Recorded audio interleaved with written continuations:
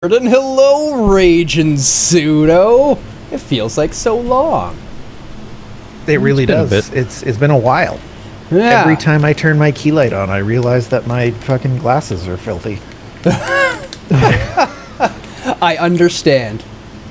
As a man with glasses, I too understand this. As soon as the lights get turned on, you're like, oh, imperfections. That's see. disgusting. So how was I seeing before?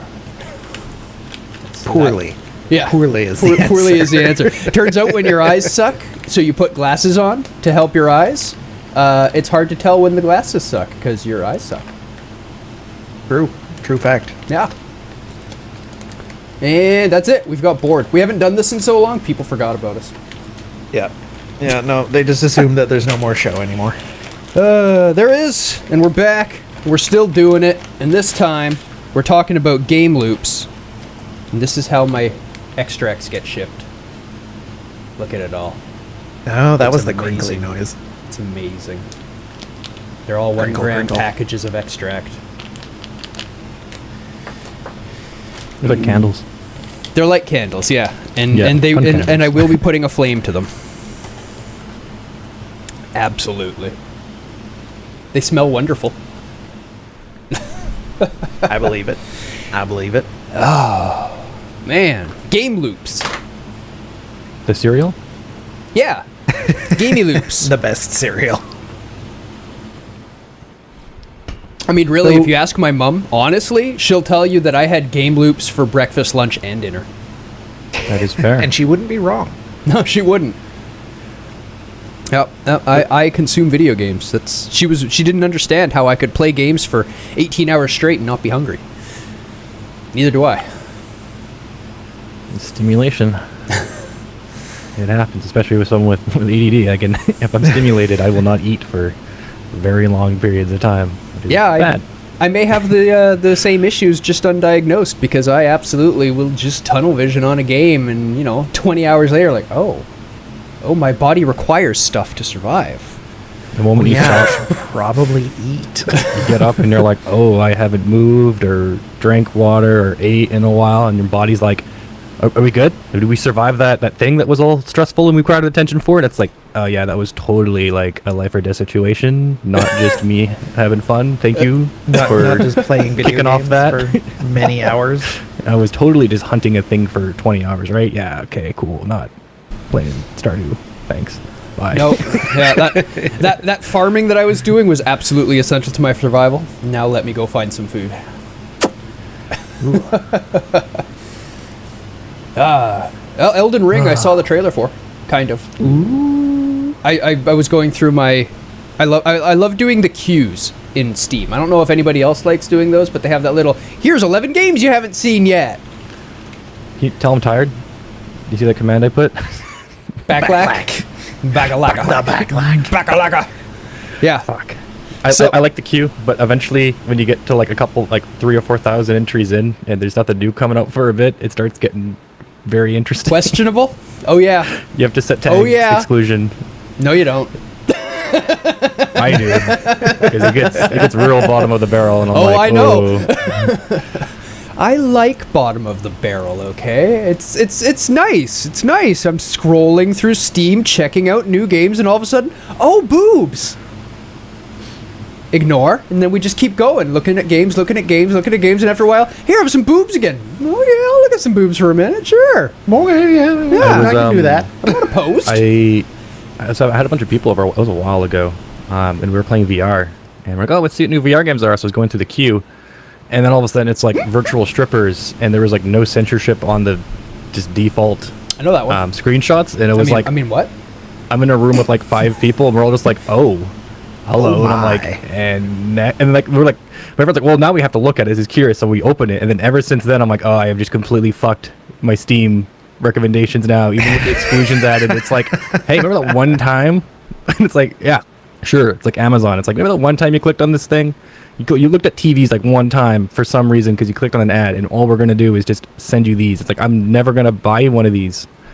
Why? Why would you? But yeah, after 3,000, it's like, these are all $1 games, and they're not intriguing, please stop. I'm Yep. hitting not interested in all these, and your algorithm is not changing. Please. So Is there anything out there? Fun story for you on that one before we jump into game loops. We talked about this once before and how Steam develops its, image of what you like and why it shows you different things. And we had talked about how, people sending these hentai games to friends as a joke so that the friend gets it and puts it in their library, and then from that point forward, Steam goes, they like hentai games, and shows them all of them. There's a buck or two, right? It's a great little prank to pull on somebody. So we talked about that, and right after the panel that we talked about it, one of the viewers got a hold of me and went, that makes so much sense now.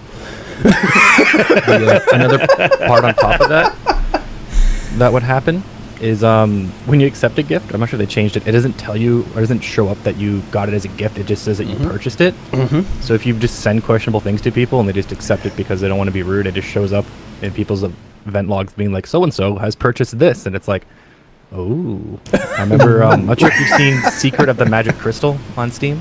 Oh, yeah. I was Absolutely gifted a not. copy of that way back. It was like $1 or less than $1 at some points. I'm like, all right, I'm just going to buy everyone this. And then it just shows up as so-and-so bought Secret of the Magic Crystal. I'm like, hey. You're like, Everybody games? wants the That's Barbie horse game, man. Like, that's for real.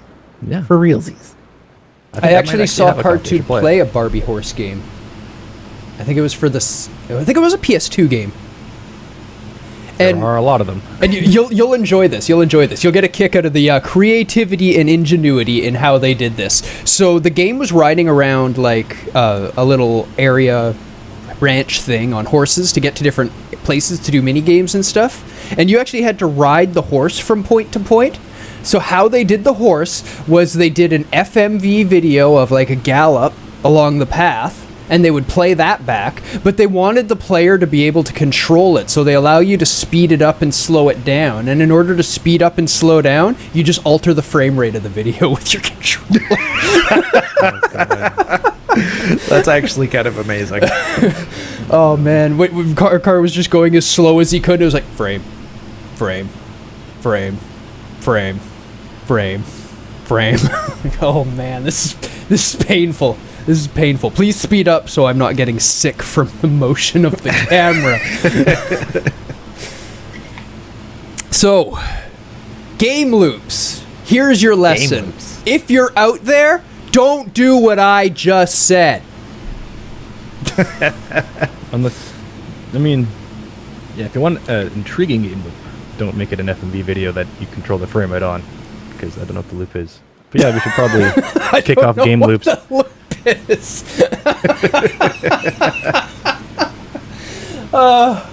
Oh yeah, don't do that because that's not a game loop. It's like, So we should probably define what a game loop is. Hey, because Board. there may be a lot of people out there who don't necessarily know. And we need an answer before we give an answer. So, Board, what's a game loop? You're the only one here. You're obliged to answer. I want it. Damn it, right now. It's the answer. poor desk. That's why I bought a big, expensive, solid desk, so I could do stuff like that and hurt my hand and not the desk. I had one desk like break on me already, so I'm like very careful with my desk now. Yeah, but you strapped like 100 pounds of monitors to an IKEA desk made out of particle It was board. particle. I reinforced it with steel, and then I went through the steel. I'm like, oh god. Well, no, Not the enough steel went through the particle. No, the steel bent somehow. Oh.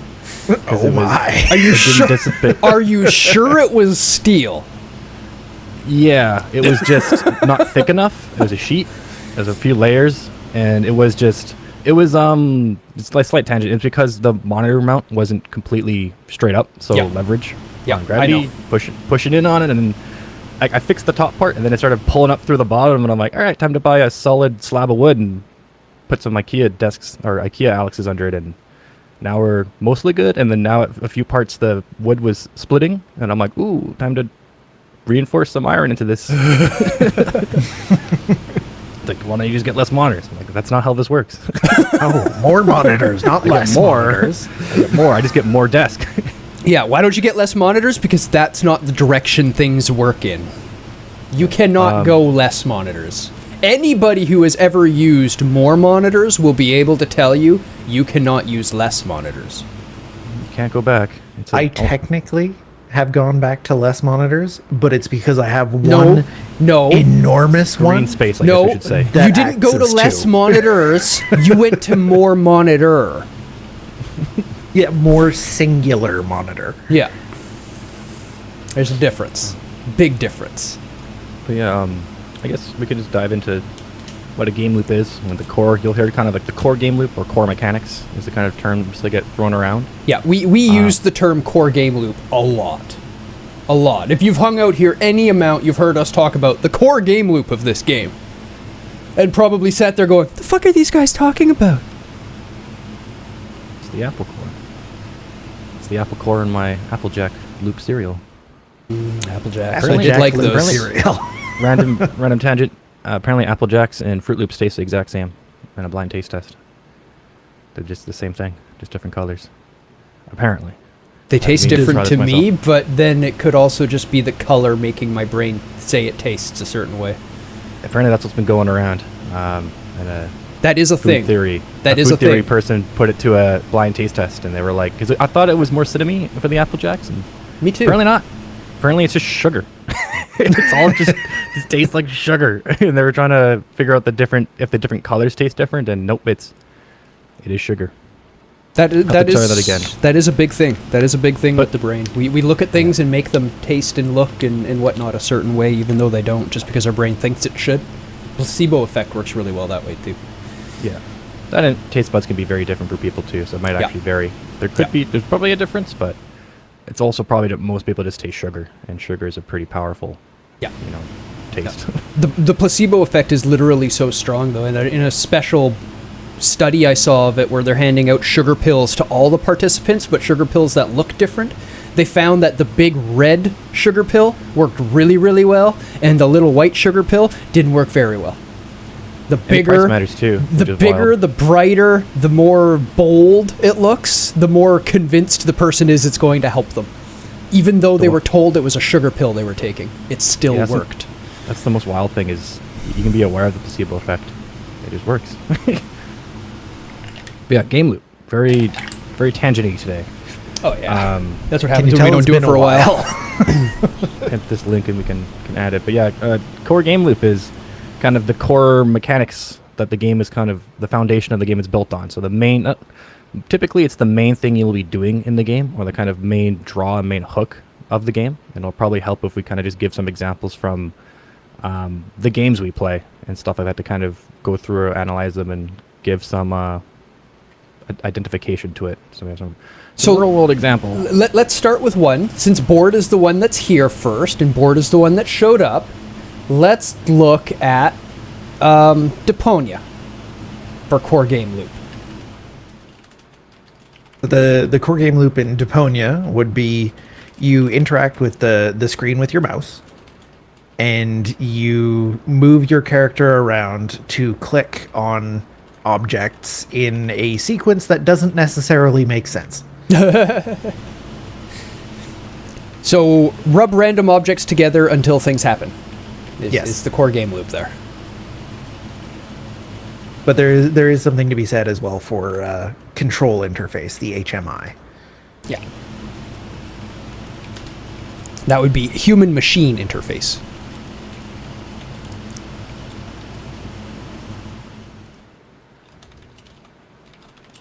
Not to be confused with the BMI, which is coming. We all want that. We all want that.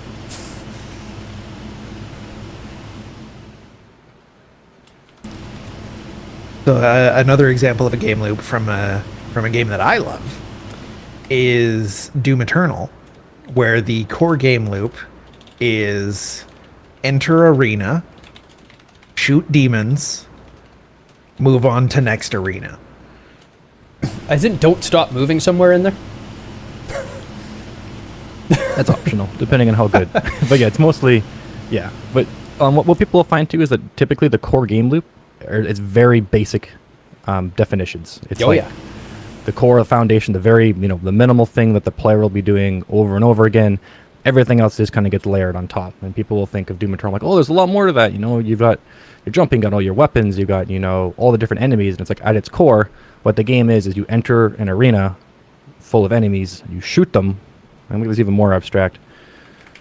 You click on them and then move into the next. Kill the arena. enemies, move on to the next arena or next area. And this goes on to like many even different style of games. You'll find that even though they're different genres, they can still overlap, which is enter new area, discover new area, eliminate enemies from area, move to next area. And that's can span a whole lot of games from, you know, Legend of Zelda to RPG games to, you know, Doom Eternal to, you know, even like even some FPS games can overlap into that, where you're just going into areas, or like multiplayer games where you're just going into new areas, discovering them, shooting people, and getting out. Yep. What about? Let's look at something we've been playing a lot of, Insurgency. It's funny that you were typing it as I was thinking to say it. Yeah, this one is. There's different game modes in this one, and those are kind of built on top of the. But the main mechanic is just shoot enemies, move to next location, and then survive to win. Kind of idea. It's very basic. I could add a little bit more to that, but the main thing of what the game is that you're just shooting enemies while moving to next locations for the most part, or defending something. But the main thing is you're just shooting enemies. It could even just be abstracted to that. All Insurgency is just using guns to shoot enemies. And it's that's very satisfying. And that's basically what the game has to offer. There's different modes built on top of that, but at its core, that's it. There's no, you know, leveling. There's no stats. There's none of that. It's just you're shooting enemies, and it's very, very satisfying. So, can we say a fair way to describe a core game loop or a game loop is the simplest way you can describe a game? Yeah, I'm thinking of another word besides simple, because I guess, yeah, Simplest is good for the regular viewers. You just want a word. You just wanted a word other than simplest because you wanted one that you could spell. Yeah, I put one sim. The simplistic.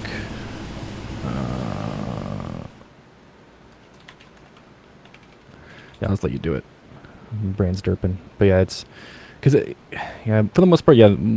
When we're doing core game loop, it'll usually be a very simple sentence. Yeah. And it'll be very basic. I think I was trying to think of the word basic. If you find yourself having to get into like multiple sentences and explain things to people and stuff like that, your game's too complex. Yeah. And then you can even do one we've been playing as well. Like Tarkov is an interesting one because there's a lot in that game, but it's still just get loot. It's actually kind of just get XP and then survive. Really? I thought the core game loop in Tarkov was get loot and sort inventory. That too. Well, there's also just get shot in the head instantly and then stop playing the game for a while and then come back to it and be like, why did I stop playing? And then get shot in the head and stop playing again. But the core game loop for this game is technically just get experience. It's actually mostly just get experience. Get experience in raid or in game, because everything you do gives you experience that makes your stats go up. And there's many different ways to do that, and a lot of people don't even have to. Not everything makes your experience go up. I have absolutely finished raids with 0 experience. Even getting shot, it should still level a skill. No, I did something for about 10 seconds. Yeah, but like I mean, like getting shot will level your health at least in vitality. It won't show up in as healing experience, but you get some stat boost, some soft skills. Some skills will still get slightly affected. Yeah, and the main thing for that game is getting your skills up. And even though there's questing on top of that, there's PvP and looting and all other stuff built on top. The main thing of the game is you're supposed to get experience and increase your stats. All of those things you named are really just tangents to allow the player to get experience. Yeah, they're on mechanics built on top, but the main loop is you're just getting experience, and the stuff regarding that, it just makes the game an experience, and a lot of different ways to play that game. Only a couple of them are fun. We have been having a great deal of success just looping around the outside of Interchange, though. We have, and going in, getting them scavs and stuff too, has been that sounds working fun for us. I might come try that. That sounds Yeah. fun. That sounds a lot more fun than the last 3 runs I did of customs, where I just died in the first 15 seconds and got nothing for it and lost everything. Yeah, screw customs. I try to avoid that without a big group because Customs is a shit show unless you've got a 5-man. Yeah, it's a Chad town. Interchange, there's not a lot going on, and then when you wait till near the end of the raid, most of the players have left because they're usually just going for Killa or Gun Store and then leaving, and then you just go in and you've got scavies and player scavs, and the player scavs in Interchange, since it's so dark, they just hesitate. So if you need scav kills, it makes it easy. And if we're by Gun Store, we just have weird interactions where we just don't kill each other. We just all be like, all right, carry on. My favorite experience in Tarkov so far happened right outside Gun Store.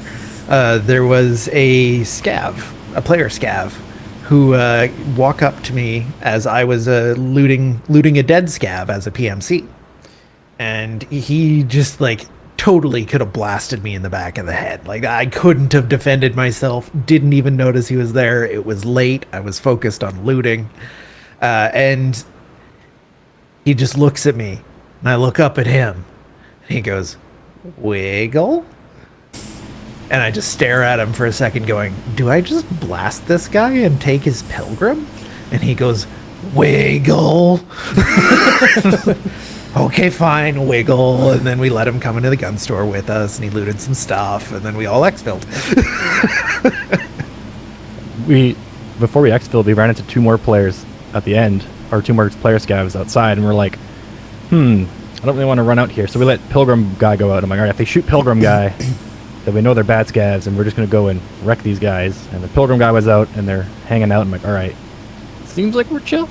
We're wiggling. Let's just go out. And we all went out, and then we all just looked at each other and went our separate ways. And we're like, very interesting.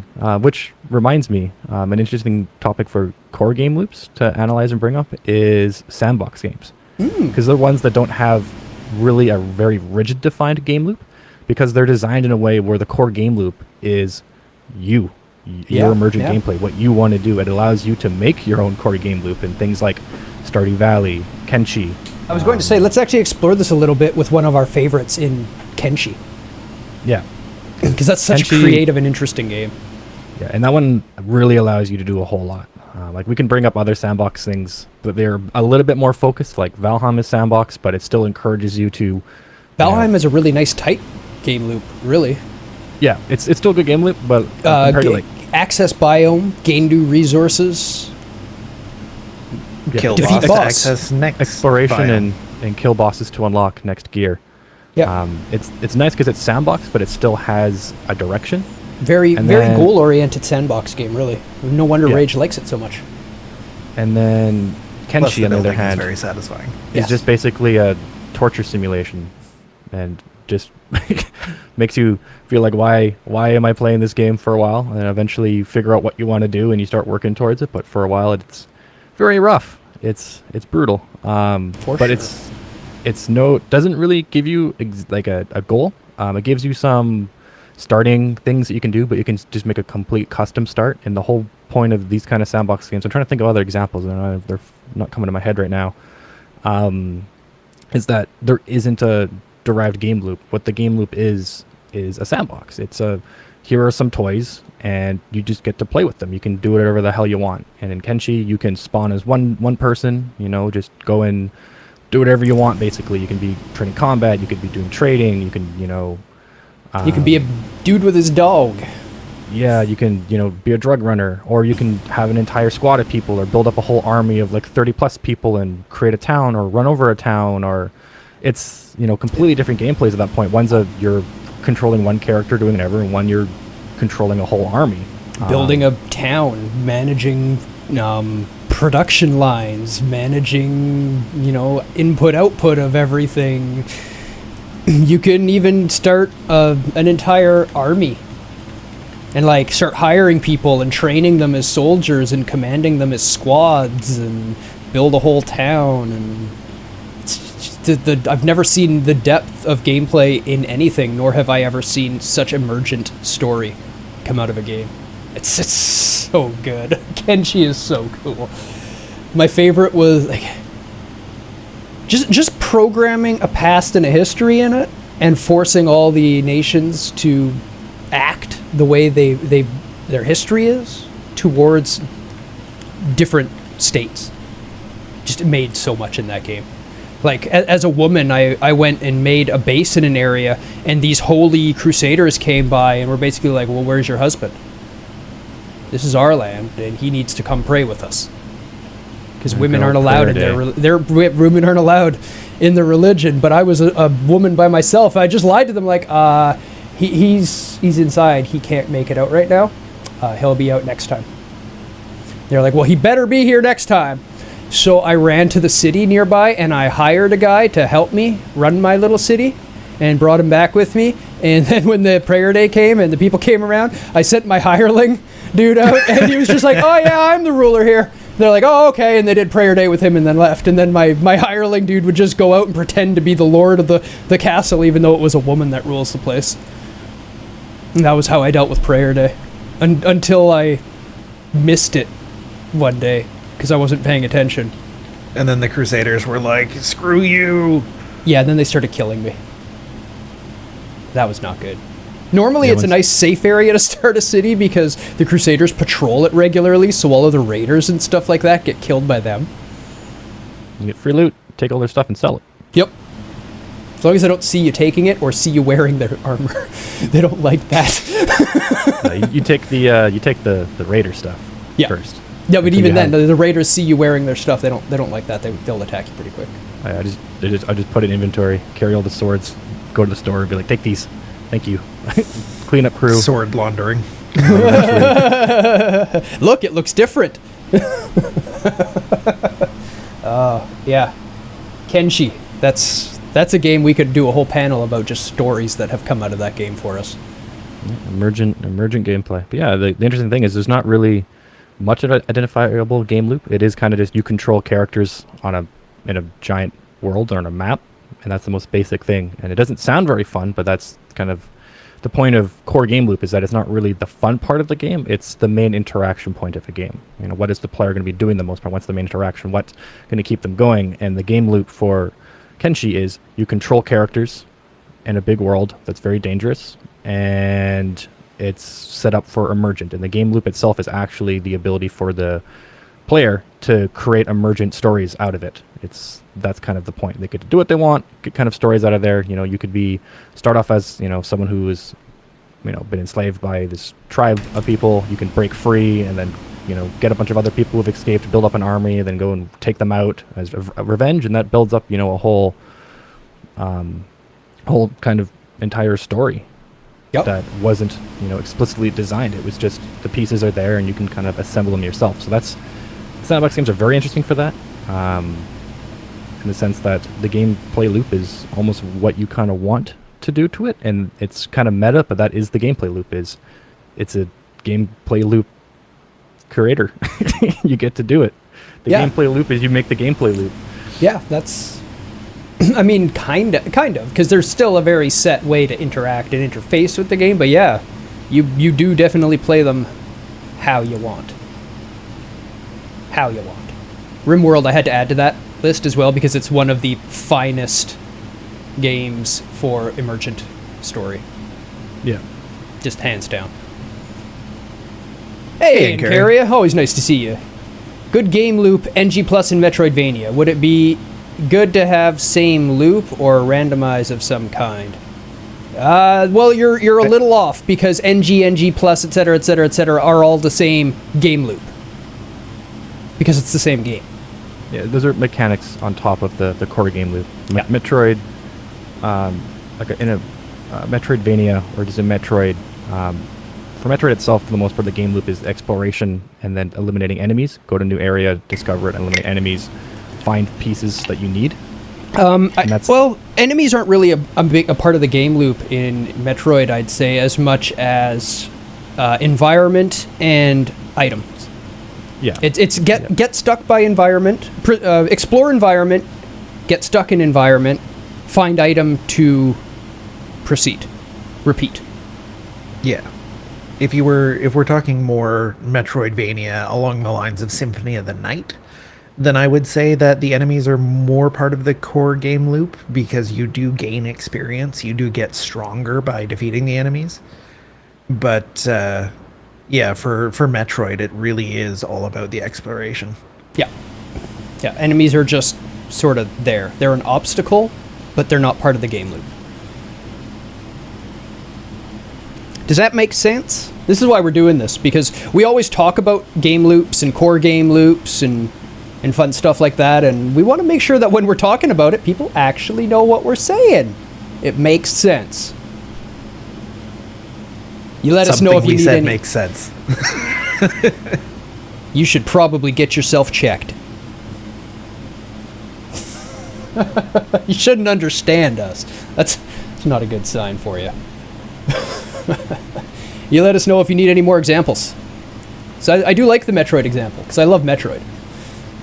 I've experimented on paper to have new things in a new game, but makes sense to not have it. Randomizer is just another mode. Yep. Randomizer is just another way of playing the same core loop. The core loop is just those nitty-gritty, fine, basic details of what actually is the game. And if you look at the document, the first 2 bullet points there are our definition of the core game loop. And the bot should be spamming? Should be? It is not. There we Haven't go. seen one yet. So There we go. interesting tangent that I just got brought up in regards to randomizer and stuff is game mods that can... I'm trying to think of any game mods that can actually affect the core game loop, because for the most part, it's kind of interesting, because if you look at game mods, for the most part, they just build off core game loops, because that's kind of what the game is. But I know there's some examples where there's a game mod that just is such a total overhaul, it changes the game loop, which for the most part would probably...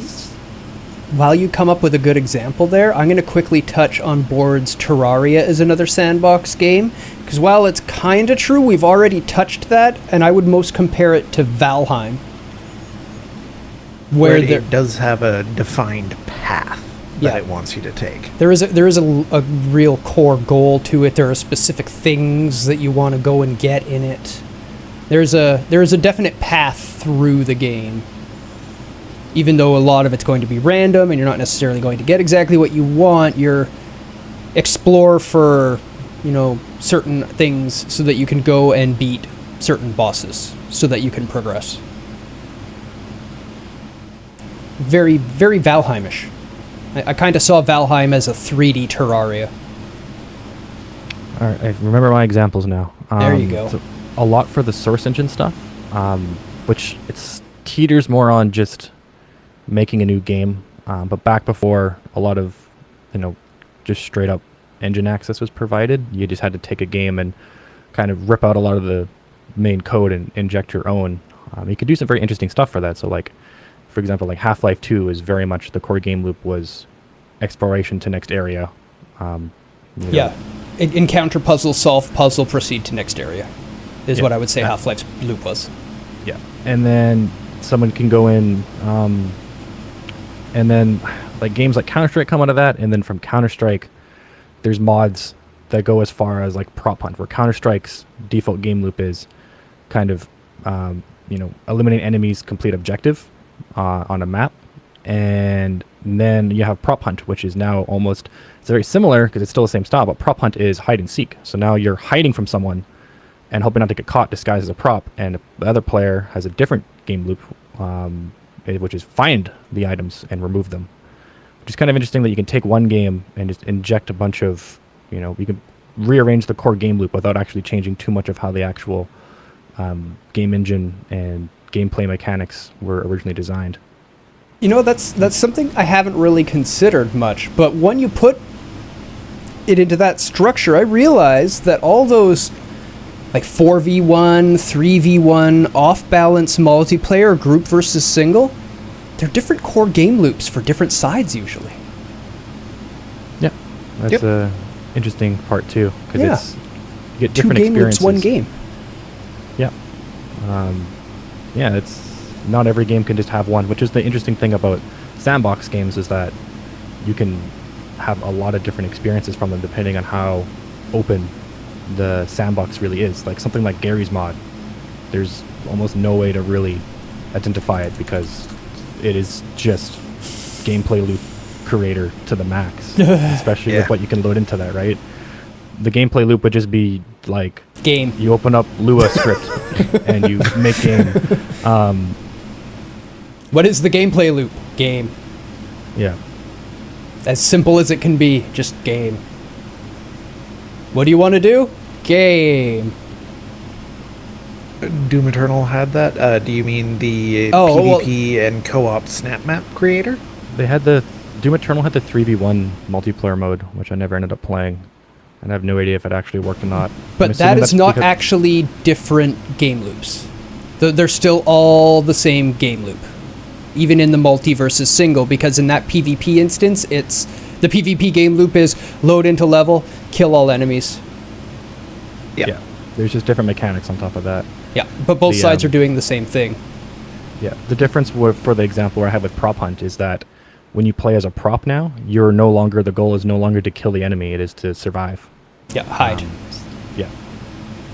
Yeah. So And there are other games like what was that game where it's 4v1, you're hunting a monster, it exploded and then disappeared because of bad microtransactions?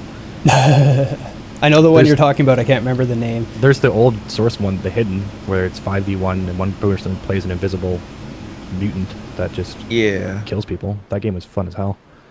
But then the one that I'm thinking of, Evolve, that's what it was. The monster's goal is generally just to survive, and the players are trying to stop you from doing that. So one of the effective ways to do that is to kill them, and another way is to just avoid them entirely. Yeah. Oh yeah, that flopped hard. So I was going to use a newer example in Dead by Daylight, where those are two very different game loops. Yeah, no, I'm not a big fan of the game either. Terrible code. Cool idea, though. Very popular. Everyone knows it, and great example. And that's why I'm using it. We're stopping on that one at that point. But the survivors, there's no combat focus for them at all. They cannot attack. They inhibit, they repair, and they escape. That's it. The killer does none of that. The killer pursues and kills. That's it. And their game loops don't even have the same word in them. Nope. In the definition. They're that different of a gameplay on two different sides in the same game. It's very cool. Very cool. Terrible game, but very cool. Cool idea, terrible execution. Yep. Much like names are hard today. Is it 2K Nordic? Anything like 2K games automatically, I'm just like, eh.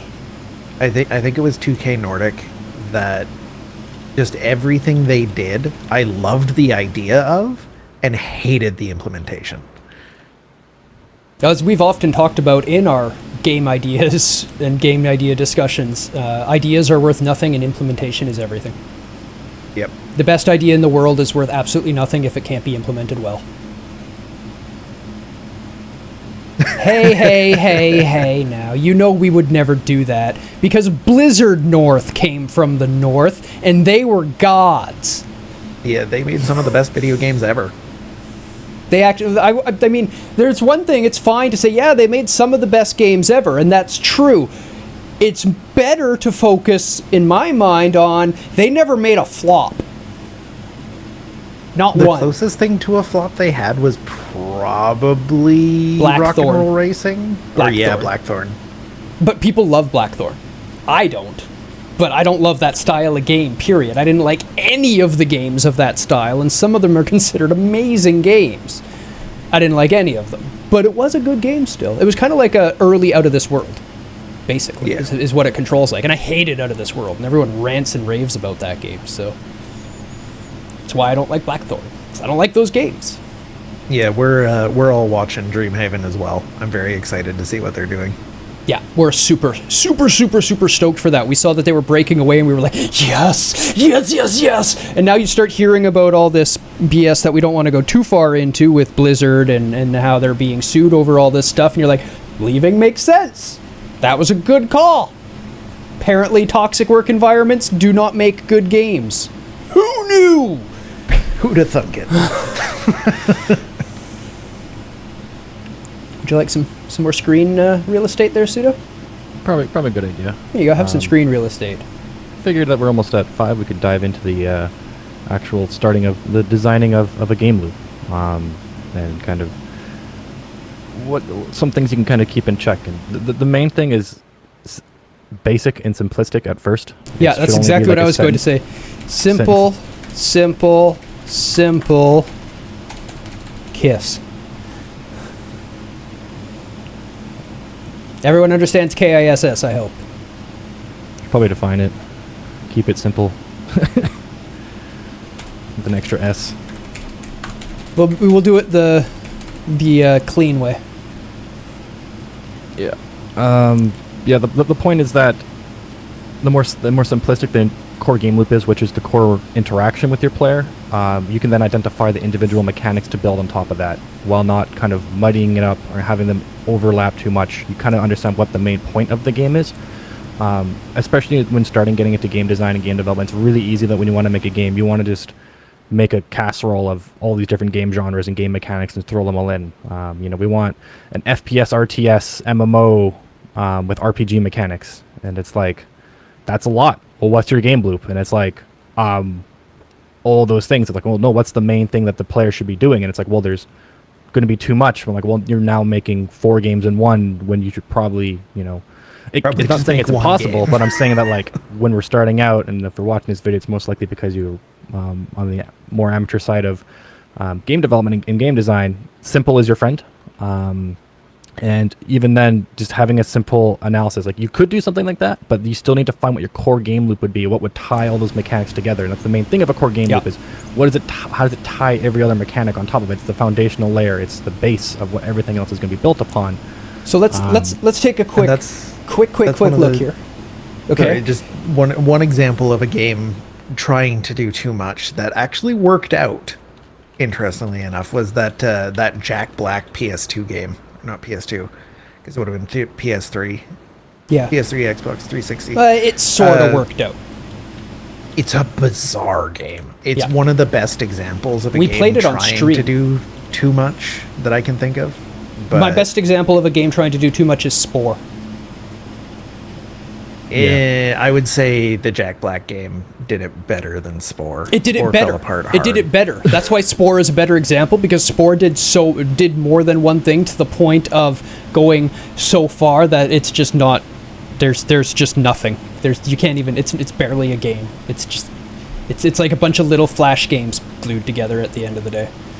I wanted to take a step back and look at more what truly great games are, because a lot of people, when they first set out, they go, I don't want my game to be too simple.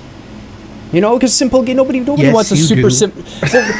You see, you don't want your game to be too simple, but you do want your core game loop to be super simple. And that's why I wanted to be able to separate these. And let's look at, like we were talking about, Doom Eternal. Not a simple game. Not a simple game at all. Huge depth to the strategy of combat, but the core game loop: enter arena, shoot enemies, find next arena. It is not a simple game, it is a simple loop. It's a foundational approach. Like, if you look at anything, even like roll out examples for foundation, take housing, take apartments, take all this stuff. A lot of the foundations are very similar, and then everything on top of it is what makes them different and unique.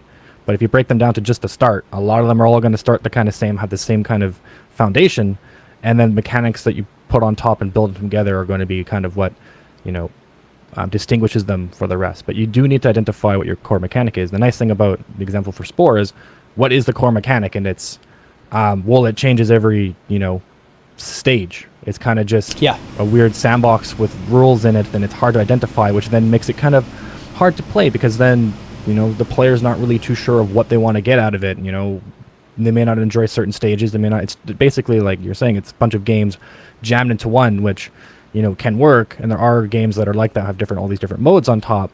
But if you can't identify a game loop, it's also just hard for the player to, it's a subconscious thing to really identify why they like interacting with the game. What is the thing that they're mostly doing, especially with a game like that you go from a top-down, I can't remember how to describe it besides Agario, but this game dates Agario by quite a bit, to then doing like a third-person beat 'em up, to then doing an RTS game, to then doing space exploration. Yeah, 4X It's a lot of at the different end. games, a lot of different games into one.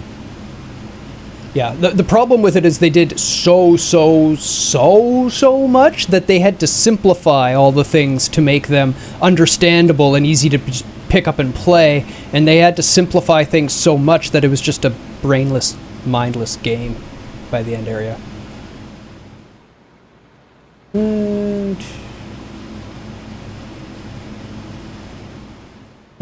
Leaves core ideas between sequels. Yeah, hey, Nanu, Lo, yeah, absolutely. Risk of Rain and Risk of Rain 2 have the exact same core game loop. They just have different viewpoints. Yeah, it looks totally different because it has a different viewpoint. Different. It's identical. It's Yeah. the same core game loop. The core game loop is kill enemies, gain money, get items, repeat. Yeah. And both games are identical. It's just That's one the- is top down and one is third person. That's the cool thing about side view. But Oh, side view. I thought it was top down. Yeah.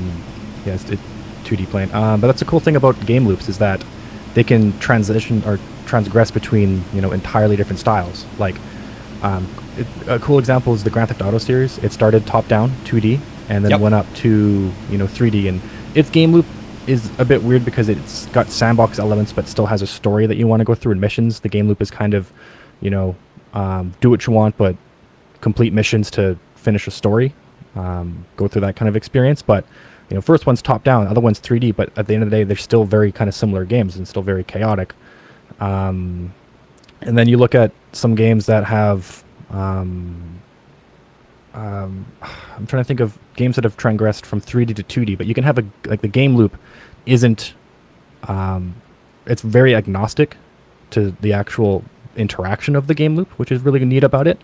The controllers are different. Is it 3D? Is it 2D? Is it 0D? You can have games that don't even exist in a physical space. They exist completely in your head. Stuff like 20 Questions or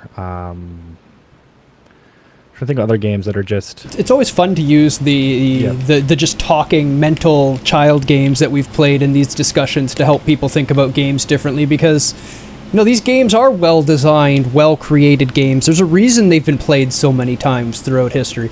20 Questions is actually a pretty damn interesting game.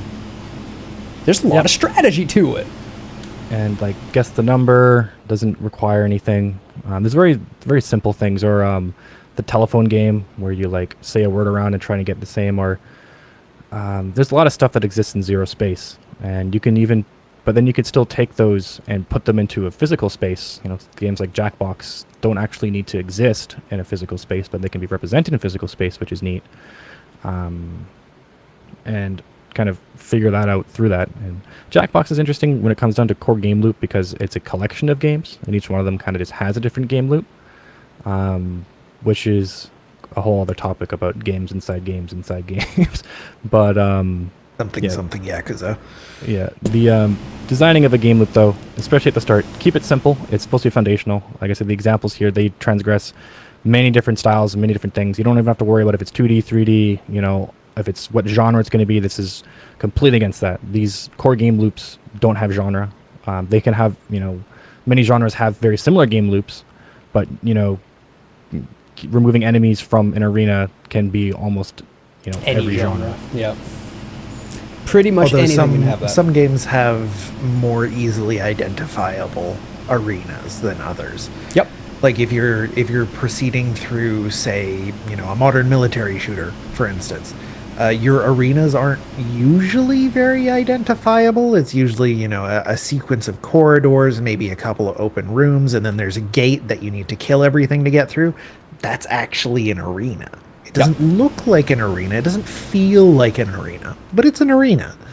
Whereas Doom Eternal just embraces the idea of the arena Locks and you gives in you physically. a big open room, locks you in it, and says, "There's demons here now. Go kill them." Yeah. Where Insurgency also does the arena fairly clearly while still giving you a really good feel that you're actually in a war zone city. if you've noticed while we're playing it, whenever we're fighting on a point, there will be areas that we just can't go to. If we go into it, it won't let us shoot. This gives it that nice open feel, and enemies can run through it, but you still feel like you're in a city defending a point, even though it's very clearly in the game an arena. Quake 3, well... Quake 3 Arena and Quake 3 are different things. Yeah, I was going to say, Quake 3 Arena had Arena in the title. Amazing game. I love that game.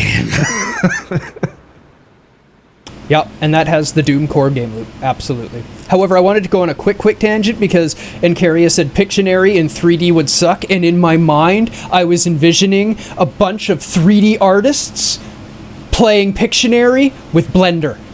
Isn't that just charades? Isn't charades Pictionary 3D? No. Kind of, but you're not drawing anything, you're acting it in that one, right? Imagine it my you've arms. all, in you've all Blender. got to buy the Microsoft augmented reality headset and use I have 3D that. Paint to do it. I have that. I have that game. The paint. Yeah. Yeah. Microsoft Brush, I think it's called. Yeah. What's their heckin' HoloLens? HoloLens. Everybody has to have a HoloLens to do it. You can do the Microsoft Brush 3D thing with my Vive.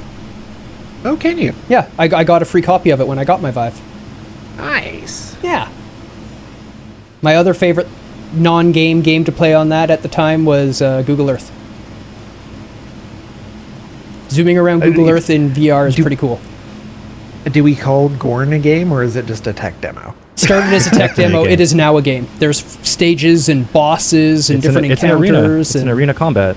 Yeah. It is arena combat. That's probably why we like it so much. Turns Yep. out we like arena combat games. Yeah, it seems that we actually greatly enjoy most arena combat games. Just give me something to fight and let me fight it. Which is one of the things that we were struggling with a bunch of games that we've played recently, actually. And the reason why we kept going back to Insurgency is because we would just be like, come on, I want to play the video game. Let me play the video game. Insurgency's just like, oh, you want to shoot things? Here you go have fun. It turns out, getting better at shooting things, the best way to do it is to actually shoot at things. Tarkov, not a good way to get better at shooters. No, you just die a lot. Yeah. And Oh, when I'm you going to do take... shoot, And I'm dead. Don't Better even aim. spend 2 hours getting ready to try to shoot again. And then it doesn't encourage you to aim for what it's slight tangent, but it's a lot different from other shooters where aiming for legs is encouraged for a while, and even late game actually. So it's like different from every other shooter where it's like you should go always for head, and Tarkov you should, but also like that doesn't work sometimes because they can wear a mask, and then if you're early into the game you're not going to have ammo that can actually do anything against them. So it's like, oh, shoot your legs off, and then you go and play a game like Insurgency. I'm like, why am I shooting everyone in the legs? Like, you gotta, or like only shooting them in the head. Like I can shoot them center mass and they'll drop. One game loop I want to touch on real quick is resource management, because I think we should bring that Oh, up. yeah. Because that's an interesting one too. That's what I was doing all night last night. Yeah. Things like ones that aren't as sandboxy as something like RimWorld 2, but even something that's like SimCity, which Let's is talk still about very sandbox. Banished is a really popular one. Right, Banished is a good one. Nope, That Valheim was we've talked great. about. Valheim is different. Valheim is third person there was- sandbox. It's up here. I'm trying to think of ones that have progression as well, but there's things like Civilization, like 4X's and stuff like that, where you just have a lot of resources on top of just units. But you know what? units are also a resource. 4X are a kind of interesting genre to talk about here because their core game loop is their name. Yeah, that's true. No, For the 4X's in 4X are explore, damn it. expand, exploit, and exterminate. I usually do eliminate, but exterminate works too, because there's an X in that one. Yeah. Not E's, it's not a 4E. It's actually supposed to be exterminate, yeah.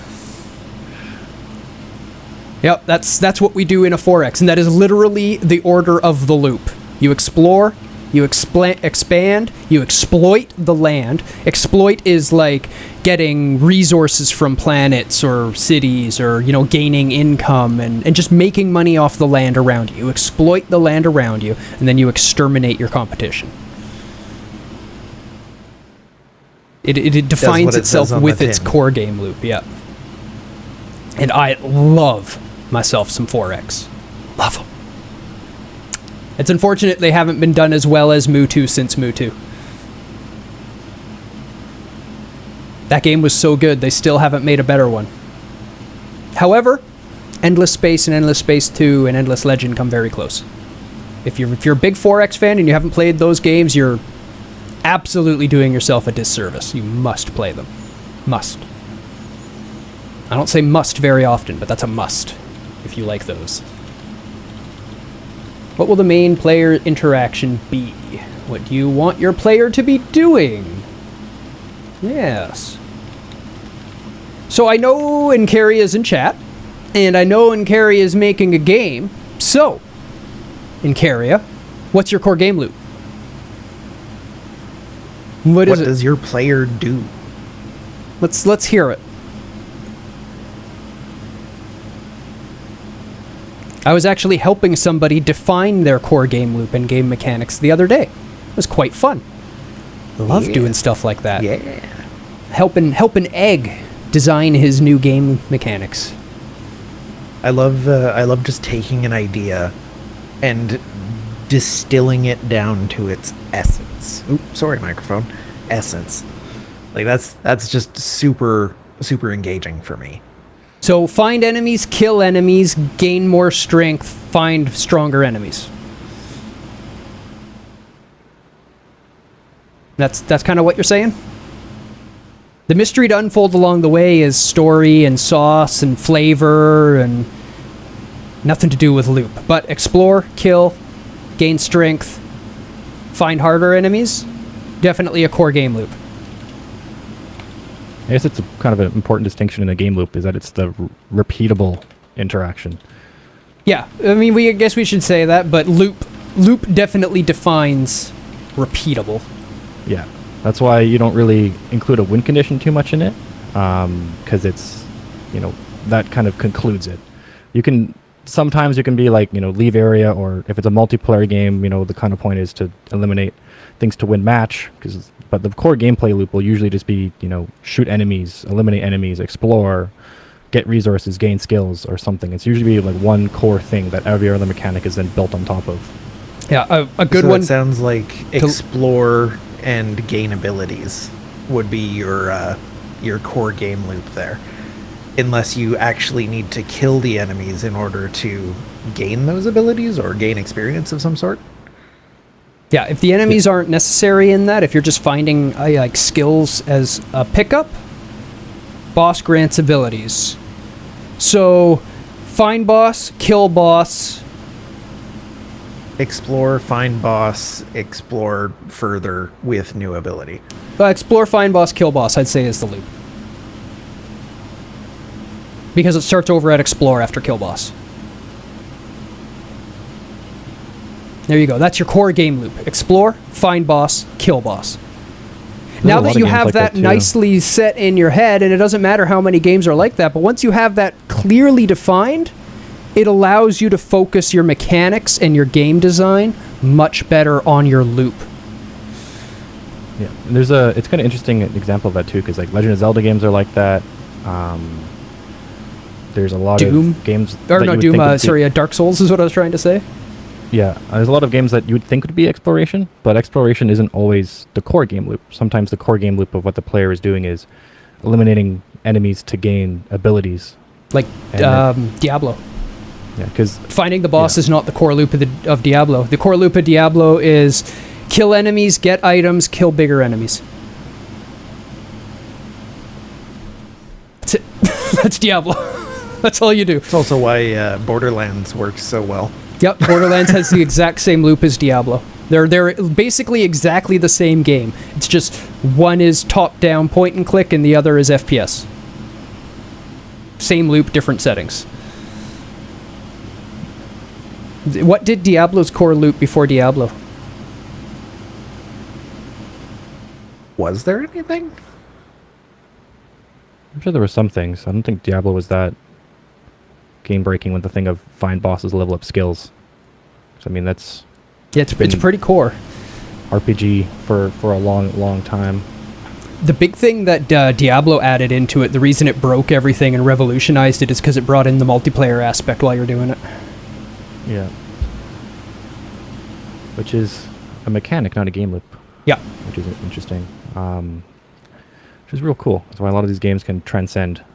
Even just their... I'm trying to think of other Diablo-style ARPGs, and just nothing is coming to mind for that early. If just the core game loop, then... Yeah, I can't think of anything that was item-based progression until before then, really. I'm sure there's a bunch of RPGs that were like that. It wasn't as clear, but a lot I played of them were. most RPGs before that, and they were all skill-based. They were all stats. Yeah, they were stat-based. You needed to level. I mean, like Legend of Zelda games back then, where you have to find items to get to new bosses, to get items to get to new bosses, to get to the last Right. boss. But there was still bosses. You still had to do bosses. Like, that was your gating of progression. In Diablo, your gating of progression is literally just items. I mean, you still have levels and stats to equip the items, but it was really just gaining items in order to fight stronger enemies. It's the core game loop. Otherwise, it's just the leveling game loop is gaining stats and stuff and doing a build. Yeah, no, Diablo was as basic as Diablo seems. It was pretty revolutionary for its time.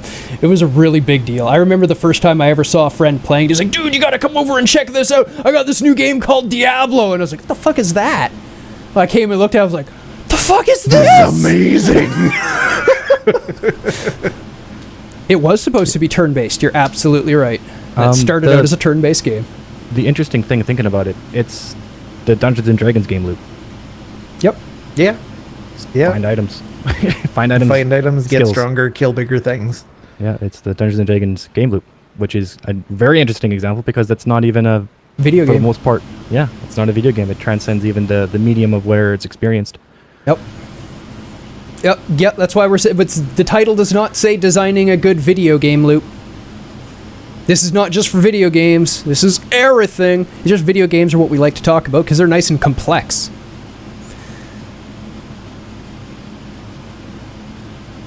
D2 remastered closed beta today. It was already out. Somebody else I saw was already playing it and had no good things to say about it. And they were a big D2 fan. And they were all bitching in the chat that I was in. And I was like, you expected different. It's one, it's a remaster. Two, it's Activision Blizzard now. It's not Blizzard anymore. Yeah, it's ActiBliz. And everyone in chat, when I was like, what, you expected different? They were like, well, Diablo 2 was a good game. I was like, well, the people that made Diablo 2 gave a shit about the game. This is Activision Blizzard. It's not Blizzard North anymore. Blizzard North doesn't exist. Yeah, nobody at Activision gives a shit about Diablo 2. Nobody was there when it was made. Nobody wants to maintain it. Nobody cares. The only reason they made that is so that you would give them your dollars. And once you've given them your dollars, they don't care. That's all it's there for. Hey, we've got this old game. I bet we can scare a buck out of them with it. You're a Diablo fan, you have just skipped it, been playing it for 15 years non-stop, you're done with it. Yeah. I played so much Diablo 2 that I got tired of farming Bale and Meph manually, because I had done literally 1,000 runs in my life. At least 1,000 runs manually. Just run through kill, run through kill, run through kill, run through kill, run through kill, run through kill. Eventually I went, I like code. Let's play with the bot. So I just started scripting bots to go do my farming for me in Diablo 2. And honestly, for a long time, the bots freshened up the game for me. I was no longer manually doing it. I knew how to do it, and now I was figuring out how to make the bot do exactly what I wanted it to do, because I knew what I needed it to do from playing the game so much. That was a lot of fun.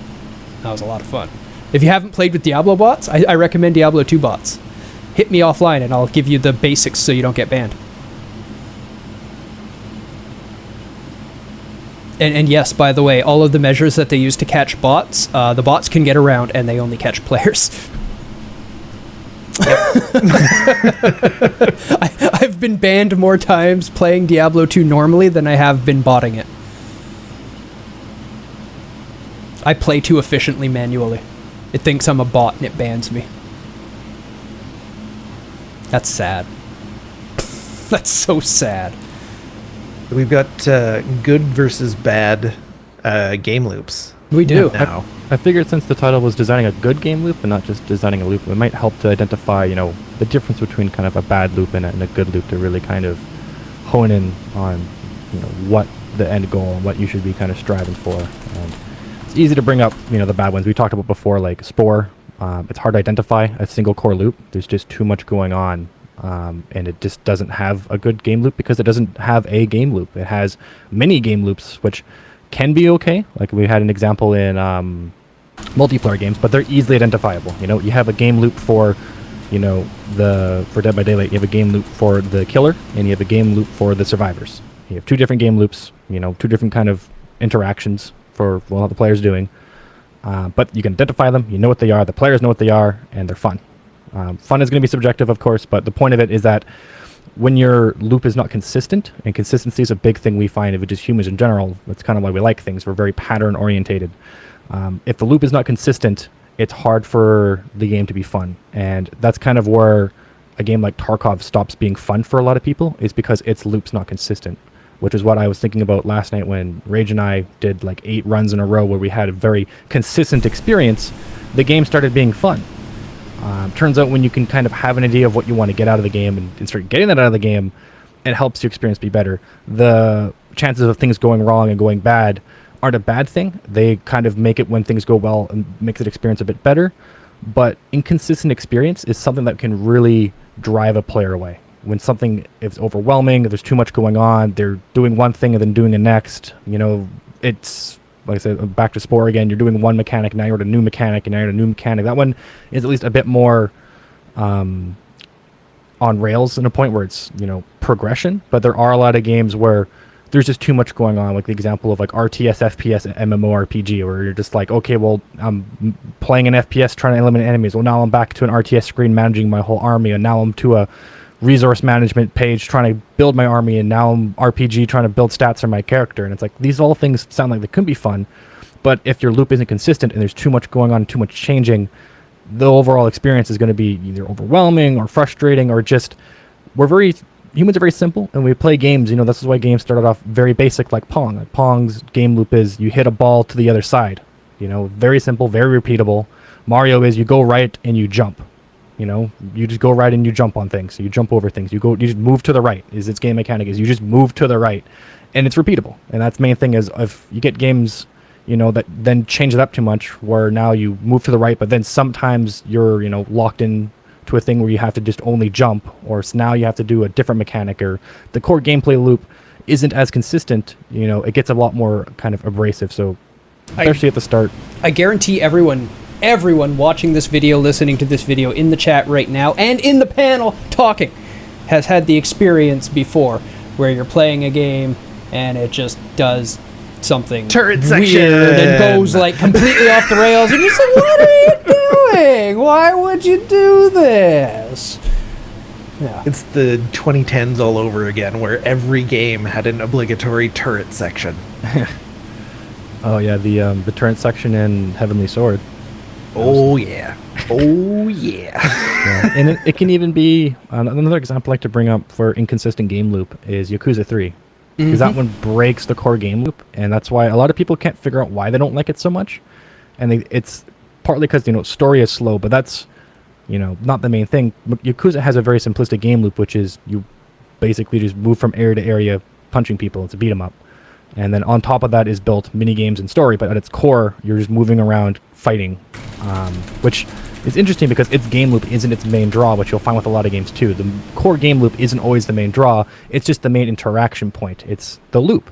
So it keeps kind of everything kind of together. It's the foundation. So that thing of going around beating people up, Yakuza has story built into that. It's got level progression built into that. It's got atomization acquired built into that. It's got, just part of the exploration is, part of that too, finding new enemies to beat up. And the core thing of Yakuza is going around beating people up. Even though the main part of Yakuza is the story, the core game loop, the gamified part, is just to beat them up. Yakuza 3 started changing that a bit too much, and then it just became a bit more inconsistent, a bit all over the place, and then not as fun as the other ones.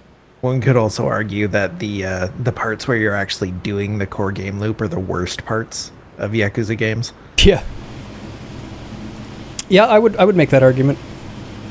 Yeah, and worse doesn't mean it's bad. It just means everything else built on top of it is just so much better, which is the interesting thing about game loops, is that they're there as the repeatable, consistent interaction point that you can base all your other mechanics on to kind of build a consistent experience and have some sort of grounding and kind of leveling point for everything else.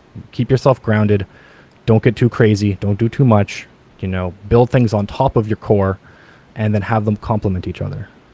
Yeah. And the big thing is that, you define your core game loop, you keep it in mind, and you build with intent on top of that core game loop. You build with harmony with your core game loop.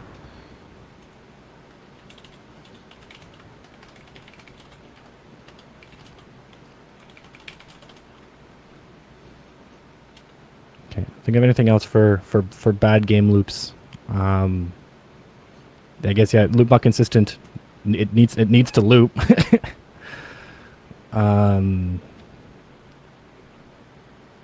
Another one is game loops should typically be short. Yeah. And that's why it's kind of the point of a loop, is that it's a short, repeatable interaction. Nothing that's too long. And I'm trying to think of games that have too long of a game loop. Something that, Not a lot of them get made when they do have too long of a game loop. Yeah, because at that point, when you prototype it, you realize the game's not fun. Yeah. I'm trying to think of just anything I've thought of in my design past that I've vetoed because it wasn't fun. But making sure that the loop itself StarCraft Ghost is too short or too long. Yeah, what is it? Oh, I don't think I've ever played a game that actually got made that had too long of a game loop.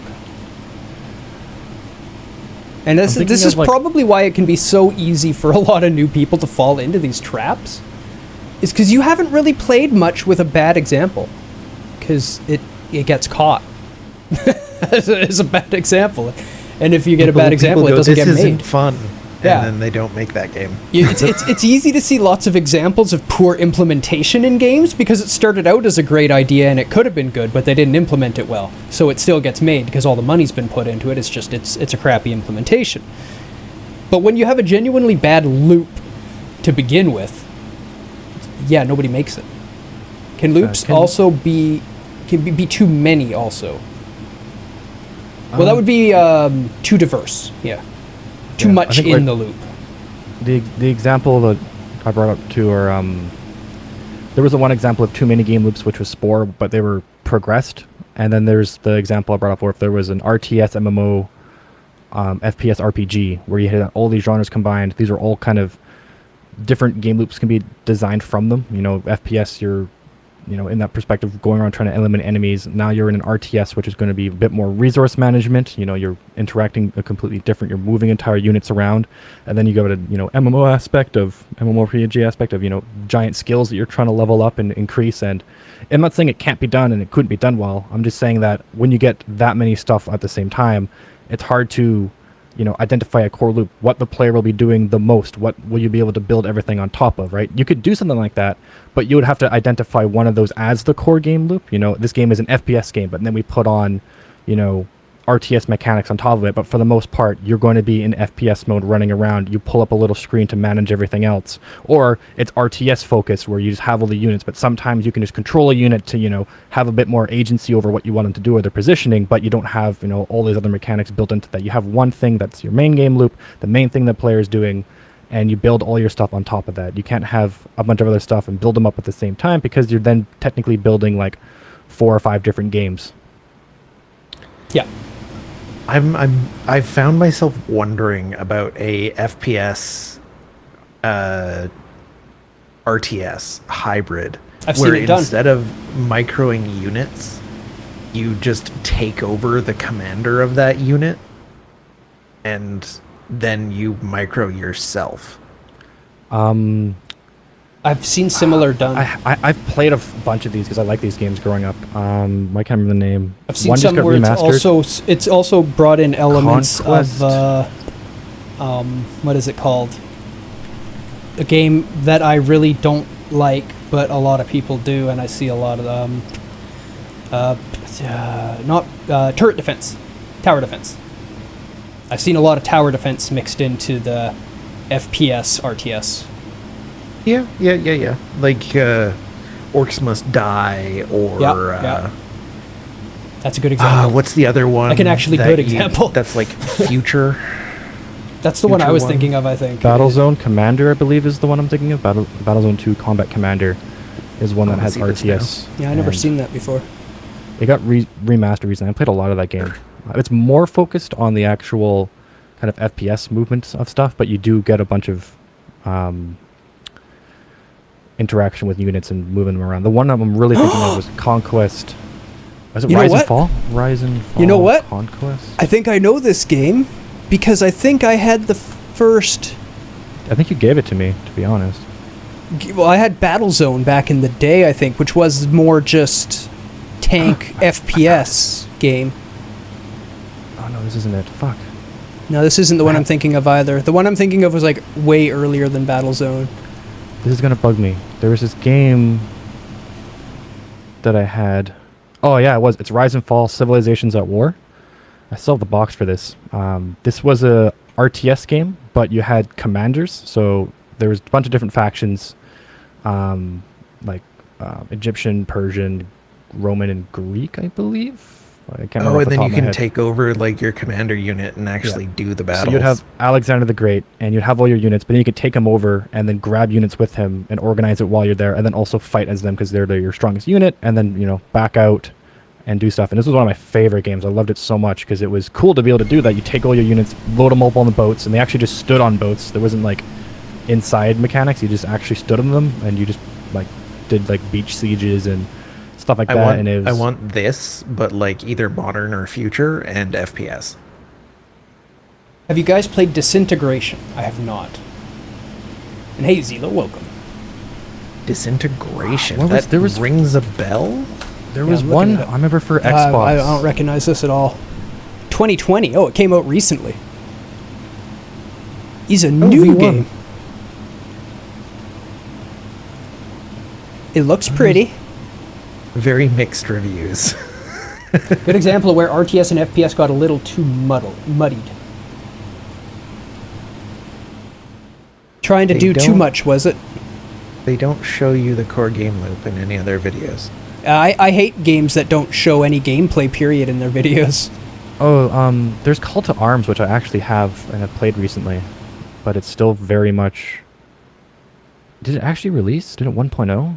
Because I played it when it was very early access, so maybe at 1.0. So you might want to look into that one, Rage. Yeah.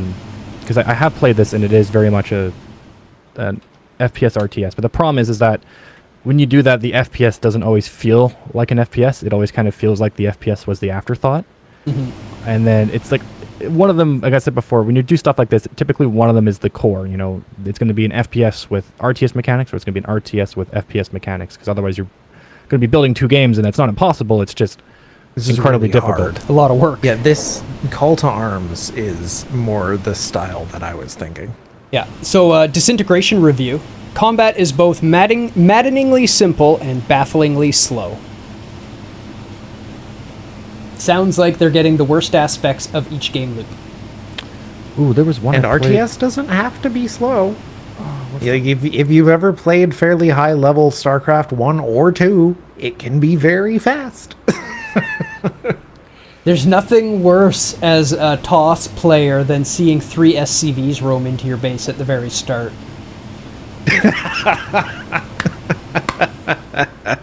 Yeah, I know exactly what's going down. There's this game. This one isn't really an FPS, but this is kind of an interesting example of mixed genres, which was Freeman Guerrilla Warfare, and I played a lot of this game because it had some Kenshi vibes to it. You're basically Kenshi, but it's a shooter. And it's very early access, very basic, but that loop was surprisingly fun. You just have an army, and then the loop was you have an army, and you go and try and take out other bases. You basically just raid areas and eliminate enemies. But at the top screen, it's got the same feel of like Warband, like the Mountain Blade series, and you're kind of just moving as a whole unit around, and then you go into like an FPS mode, but with large squad mechanics, and a bird's eye view of these squads with their leaders and telling them the paths to go and configuring all that good stuff, and then player stats and inventory and all that stuff. It's one of those games that did too much, so everything's kind of just done basic, but and it doesn't really have a very identifiable game loop, but it can still be fun. It can still be a good time, but it'll be not transgressive much. It at least looks like it was like StarCraft. It at least looks like this one was made by someone who understands RTS games and understands FPS games. Yeah, I just want Blizzard North back, man. Yeah, I just want Squaresoft back. I want Pandemic Studios to come back and then make another Mercenaries game. You know what? If we could only hardware. revive one studio, what would it I'd actually be fine be? with it being Square. Yeah. I think even Visceral would be fun to bring back. Visceral would be fun to bring back as long as they're not under EA. Well, under old EA. New EA has been different. Yeah, that's true. They have been making good strides. There's been a couple of recent EA games that I've liked, and the bookkeepers haven't ruined. Most of them have been made by Respawn. Yep. Yeah. The internal memos and training material and stuff like that floats around in EA is all what you would hope it is. And in every memo that I've seen, they openly point out the SimCity 4 launch. All of these, that was bad. all of these like terrible things that happened, they're straight up like, here are the things that have happened in the past. These affect our image. We need to do better. We need to do so good now that we overcome these past images. And it's very much about don't deny it, don't say it didn't happen, just acknowledge it, understand it, learn from it, and do better, is sort of the company's approach right now. Good. That's great to hear. I'm super happy for that. I would love them to go back to being the company they were in the late 90s, early 2000s, because there were a ton of great EA games in that era. EA literally revolutionized the face of sports games. Sports games are what they are today because EA did it.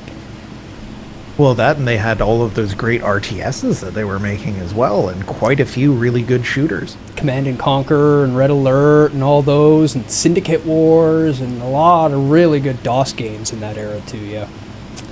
Yep. New head of the company, not focused on money, actually really focused on making good games. And every talk that you hear about him, he's focused on us making good games and getting stable games. And yeah, I'm super happy to be a part of that push.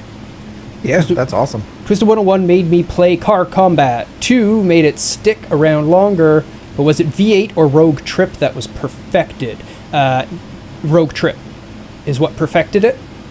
And the reason Rogue Trip perfected it is because Rogue Trip was made by the same team that did Twisted Metal 1 and 2. So Rogue Trip is a product of the team that made Twisted Metal 1 and 2 making Car Combat a thing, doing it well, and then all of a sudden 989 Studios went, hey, we'll buy that, that's amazing! So they sold Twisted Metal to 989 Studios, who made Twisted Metal 3 and fucking ruined Twisted Metal. I hate you, 989 Studios. But the team from Twisted Metal 1 and 2 went, well, we need to make a new game. What should we make? Let's make another Car Combat game. They just stuck a new name on it because they didn't own the Twisted Metal IP anymore. That was Rogue Trip. V8 was good. Rogue Trip was better. And then there was also Critical Depth. If you haven't played Critical Depth, check that game out. Same teams, made with subs. It's like Twisted Metal 2 with submarines. Oh, we should probably put good under the bad versus good game loops section. Yeah. I wanted just to touch on one more thing too, which was you still got to make sure that the loop is enjoyable to some degree, even if it's very basic. Yeah. You know, if your core game loop is, you know, having the player, you know, wait 30 seconds and then move a bit, then it's not going to be very enjoyable. It's still a game loop, you know, or you push buttons every minute. You push a button every minute for some reason because it's, you know, mechanics come later. But the core game loop is, you know, you do something every minute. And even though they're basic, you could spice it up and add stuff to make it more fun. You want to make sure that at least at the very core, the interaction is an actual interaction and something that, you know, the player will kind of at least want to do. And then you use all the mechanics and sauces on top of to spice up why they want to do it. But at the very foundation, you know, if your foundation is cracked, it doesn't matter how much you put on top, it's not really going to be, you know, fun at the end of the day, which is why you don't really see games with bad game loops, because they just don't get made. It's very obvious in the prototyping phase when your core game loop is bad. It won't make it because you won't even like, you know, testing it. It's usually the core game loops are fine, and it's mechanics and implementations later on that, you know, make a game, you know, bad. And like examples for very terrible games like Big Rigs off-road racing or road racing, whatever that very infamous racing game is. Like, its core game loop is still a racing game, right? Like, it shares the same core game loop as many other racing games in its genre. But its implementation as fast as possible and its mechanics that just make it completely unplayable and terrible. So if your mechanic is not, you know, something that's fun, or your mechanic's not something that, you know, loops well or isn't there, you know, it's not going to be made. But that one doesn't really need to be identified because that one's kind of more obvious. It's like, you know, make sure your game is fun. It gets a lot more subjective later on, but you have to make sure that your interaction is at least enjoyable. You're not like, the core game loop isn't something crazy where you're just forcing the player to do a bunch of stuff really fast or making them wait a long time without making it enticing later on. It can be a really, you know, like it's like we were saying, like Yakuza, the core game loop is the worst part of the game, which isn't a bad thing. It doesn't think it's like bad. It's just everything else is just so much better. They built it up, but they have a core game loop that ties everything in and gives reason. You know, when you're actually playing the game, most of the time you're beating things up, and then without that, it wouldn't be a game. It would just be a movie because you would just be watching cutscenes. Yep. The whole core game loop of Yakuza is fight enemies, watch video. And the videos are great. Yeah, the videos are the highlight. The highlight is the fighting is what you do to get to the video. And yeah, the reason I was laughing earlier is because I saw bad game loops versus good game loops, and then bad. Yeah, I wrote bad again. And it's kind of because good is kind of just going to be an inverse of a lot of the bad stuff we did. So yeah, good. Don't do bad things. Yeah, do the inverse of this stuff. You know, make sure, you know, clearly identifiable. Oh God, I can't spell.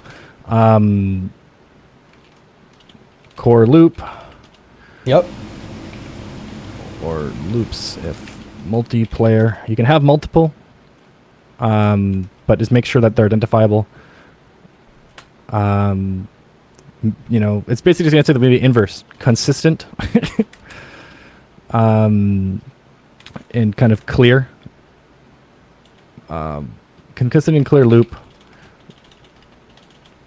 That is, you know, easily repeatable without much strain. Yeah. You know, making sure it's not a chore when it repeats. You know, it should be very small kind of time lapse of things that go on. Like the core game loop of even like an RTS, it's just moving units around to eliminate other units. You know, it's very simplistic at that start. You put a lot of stuff on top of that to allow that to happen in the way the interactions happen. But the core loop, you know, it's when you even strip things down, it is still kind of a little fun to just move things around on a map. As weird as it is, it's at least a little bit of interaction. Yeah, that was the thing for me is when I was playing StarCraft 2, a lot of people got into it for the competitive nature of the game, and it is a very, very competitive game. But the thing that I actually liked in StarCraft 2 was just doing the thing.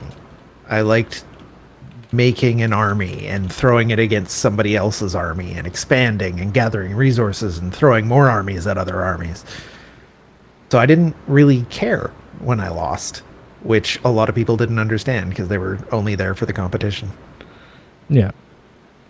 Yeah. Games are still supposed to be fun. If you're playing a game and it's, you're not having a good time even when you lose, then maybe you should be playing a different game or something that's more competition focused.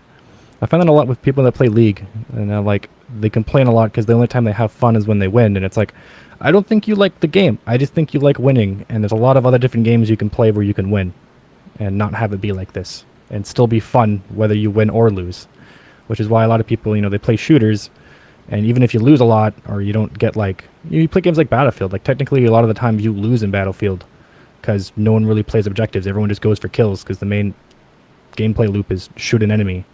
So you still lose, but the game was fun, No one really cares if they capture more points than one. It sucks if you get like super stomped and camped at your base, but for the most part, if you lose, you're not like, oh my god, we lost, oh this sucks, oh the hit. It's more just like, oh man, look at my KD, oh man, I did half decent, or look at all the kills I got, or look at the stuff that happened. Like, you don't really care. So it's kind of something people need to think about when they play games and they're losing, and the main fun for them is the competition win. It's like, you can find games that have the competition win be fun, and the actual mechanics are fun for you too. Yeah, and that is key, in my opinion. Like, find a thing that you like doing is an important part. Yeah. I wasn't here for it, but absolutely. If you're trying to find a game that you're going to like... Hold on, sorry. Yeah, we were just discussing people who play games just for the competition. Yeah, and don't have fun when they lose. And we're using the examples of like Battlefield, where most of the time you can actually lose the match, but you don't really care because you're having a good time. Or even like things like CS:GO, where you have rank, it gets a bit more emphasized to win, but at the same time, like the actual, you can still have a really good round and really good KD in a CS:GO game and lose, but still have fun doing it, right? Other games that a lot of people I know play, they're only having fun when they win, and it's kind of like, well, if you're not winning very often, or is it really worth the time, especially when they're like 40 minutes long? Well, and like Insurgency for us, where some of the games we have the most fun are the matches we lose. Yeah, because that's where we have the most intense things happen and the most stuff go wrong. Just pure jank. Yeah. Yeah. Or you'd accidentally headshot a bunch of your teammates, and then you Absolutely go, whoops. accidental.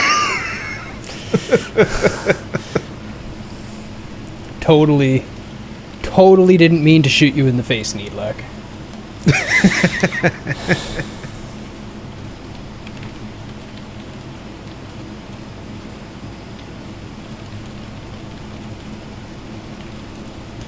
And then there's game loops that just seem to hold you hostage, like Tarkov. Oh, that one's just crack in digital form. Oh man, see, I feel like the first 20 levels of Tarkov is just kind of garbage. Like it's just not great. Like you're thrown up against a learning cliff. There's no ramp up into it. You have to already have excellent FPS skills to really do well. And not even well, just to survive. Yeah, even barely just to even survive. But like, then you hit 20, and now I have an even playing field, and I'm legitimately having fun. Yeah, it's an interesting example of kind of Wild West game design, which you see a lot in these kind of early access beta, open beta kind of style games, where before this patch that you guys played, Flea Market was level 10. Level 10 is very easy to get to. Yeah, super. It was quick. I was there in no time. Yeah, you get there no problem. You get Flea Market no problem. Everyone's on a level playing field right there. And the real interesting thing is they bumped it up because they have this entire player base that is now used to all the game and mechanics and are good at them. But now they need more of a challenge. Yeah, they need more of a challenge when the wipe happens, because they're trying to keep the wipe interesting. And now you're kind of having, the core game loop's still the same, but now this is where we get into mechanic implementation, right? And game loop didn't change, but now the mechanics of this has changed. It's the same thing, but now the mechanic of getting access to gear has changed greatly, as well as when you're designing game loops, it's good to keep your audience in mind. And it really, really impacts the economy pre-20. Like, I spent so much money on just garbage gear because it's all I had access to, because all I had was vendors. Yeah, you typically wouldn't have more than 2 scav boxes. because you didn't ever really need that much. Because once you hit 10, you just sold everything you didn't need and bought everything you did need. You didn't have to hold on to everything for your upgrades until much later. Yeah, there's... So you're going to send me free samples, right, Lo? There's a lot of problems in Tarkov. Yeah. A lot of problems, and they're all front-loaded. All of the problems are front-loaded. I think I just need a hand getting over the hump I'm on. I hit a speed bump and just kind of went and walked away. Yeah, the grind from 15 to 20 is fucking brutal. Like, it's just brutal, because you're starting to run into quests where you need to go where players who are post-20 and have good gear go. But you don't, so you just get wrecked every time you go there. You also run into, like, I'm not sure if you guys have noticed, but pre-10, all your quests are find items and hand in, or go place and hand in. And then once you hit 15, everything is kind of killing either scavs or killing players. And it gets a lot more combat orientated. And if you don't have gear, and you don't have money for gear, you just can't really do those, which is brutal. Like, you know, get 3 pistol kills.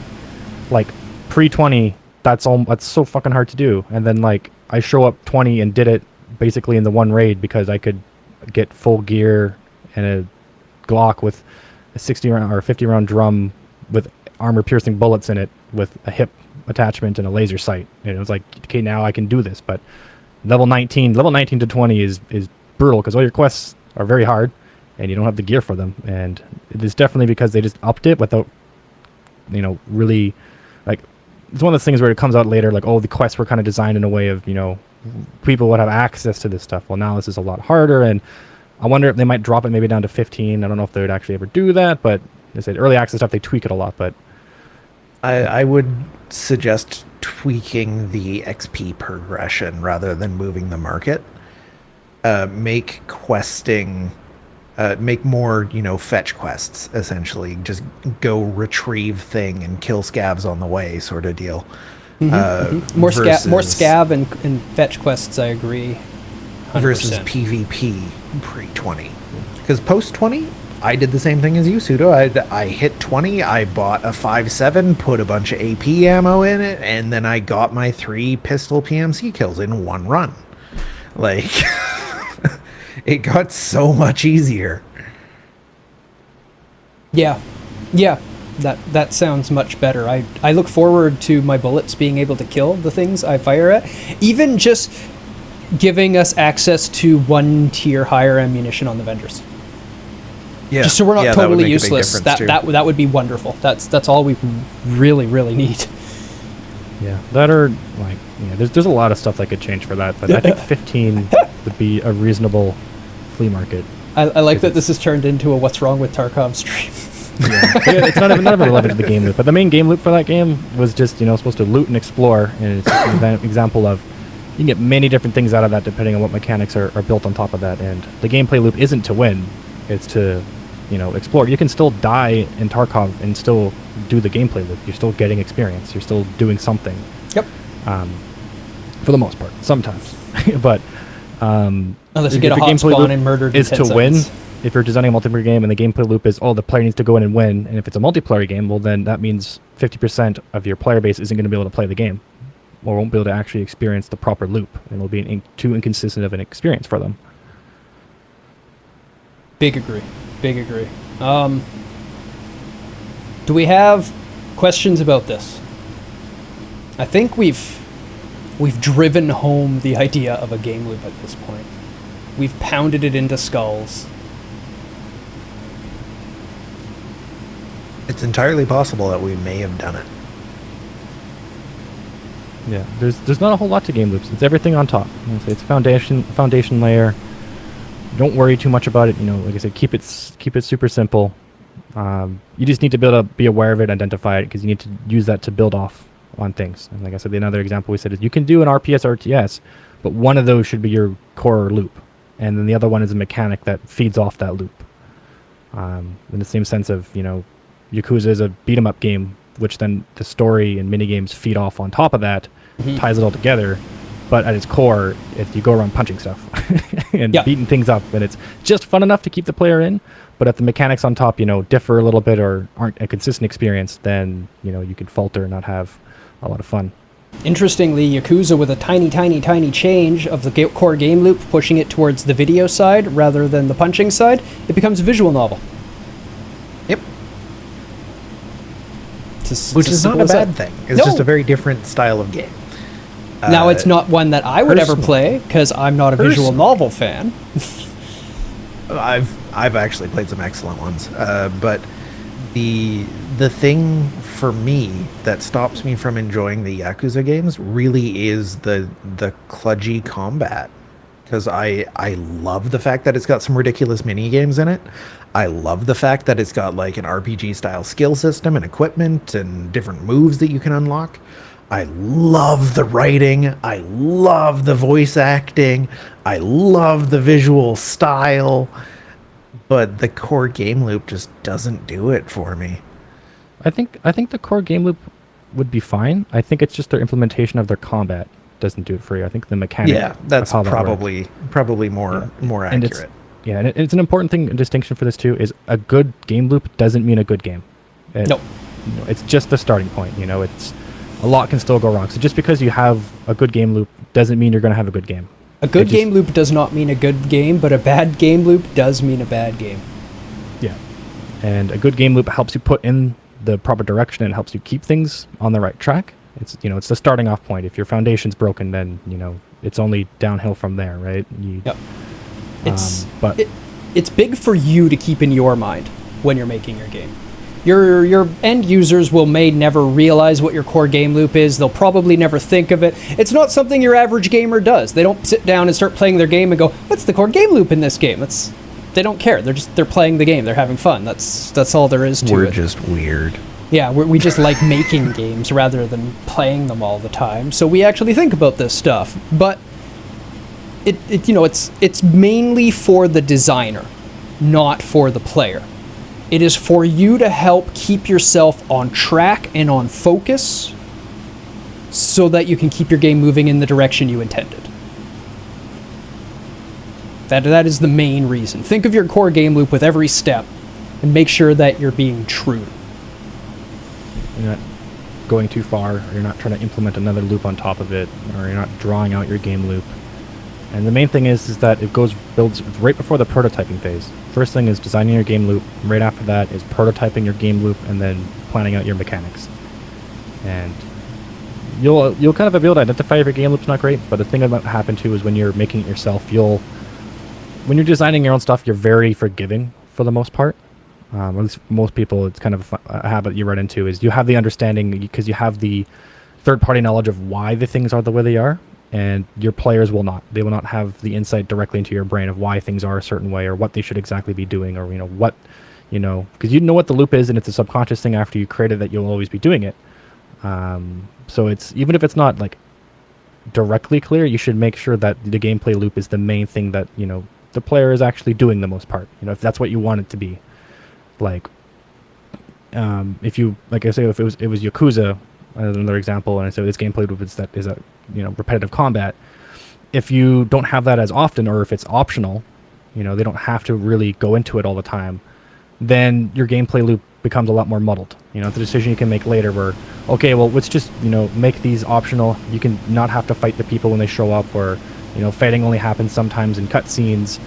All of a sudden, your gameplay loop is not happening a lot, it's not repeatable a lot, and the actual consistency of the game, suffers a bit. So what about when the core game loop goes from combat to talking to kids and finding their stolen money? That's Yeah. when people stop playing that game. Can you win the game without engaging in the core loop, though? Not usually. Normally, if you're playing a Generally, game, you no. have to be engaging the loop. That's the how loop- you play the game. You can do the loop and lose, but the loop is the main interaction point of the game. So when you're interacting with the game, that should be the main thing. There's a lot of stuff built on top of that, but it kind of depends, really. There's probably going to be some, discrete examples of win conditions that extend outside of the game itself. I'm trying to think of examples like Ooh, something where like you're me like playing team-based. Pokemon Go, and Yeah. I was just like, I got all original 151. I beat the game. Yeah, if there's win conditions that aren't really defined, like sandboxes, or even if it's something that's like a game where you're playing with like thousands of people on a combined team, and the point of it is you have every month there's a winner, but maybe you didn't even play the game, and then you still kind of won. That'd be a a very out there example. So it's like, technically possible, but typically the core gameplay loop is, like we said, the main interaction point, and it can be as something as simple as you enter a room and pick up items, and the win condition could be something that's like you have to defeat a certain amount of bosses, or you have to get out of the room at a certain amount of time, and something like that. And it's like they're not always directly related, but the core loop is supposed to be the main interaction point of what the player should be doing. There could be other, like I said, other loops involved with it for multiplayer games. Like I said, Dead by Daylight, there's two loops, different loops for the person playing as the killer versus the people playing as a survivor, and they have different win conditions, but they still need to be interacting with that to usually achieve those conditions. For sure, for sure. We're almost at time. Got no questions. Sounds like we did it well then. Thinking of Air Guys. I never played it. I don't know that game. That's the the Squaresoft fighting game, right?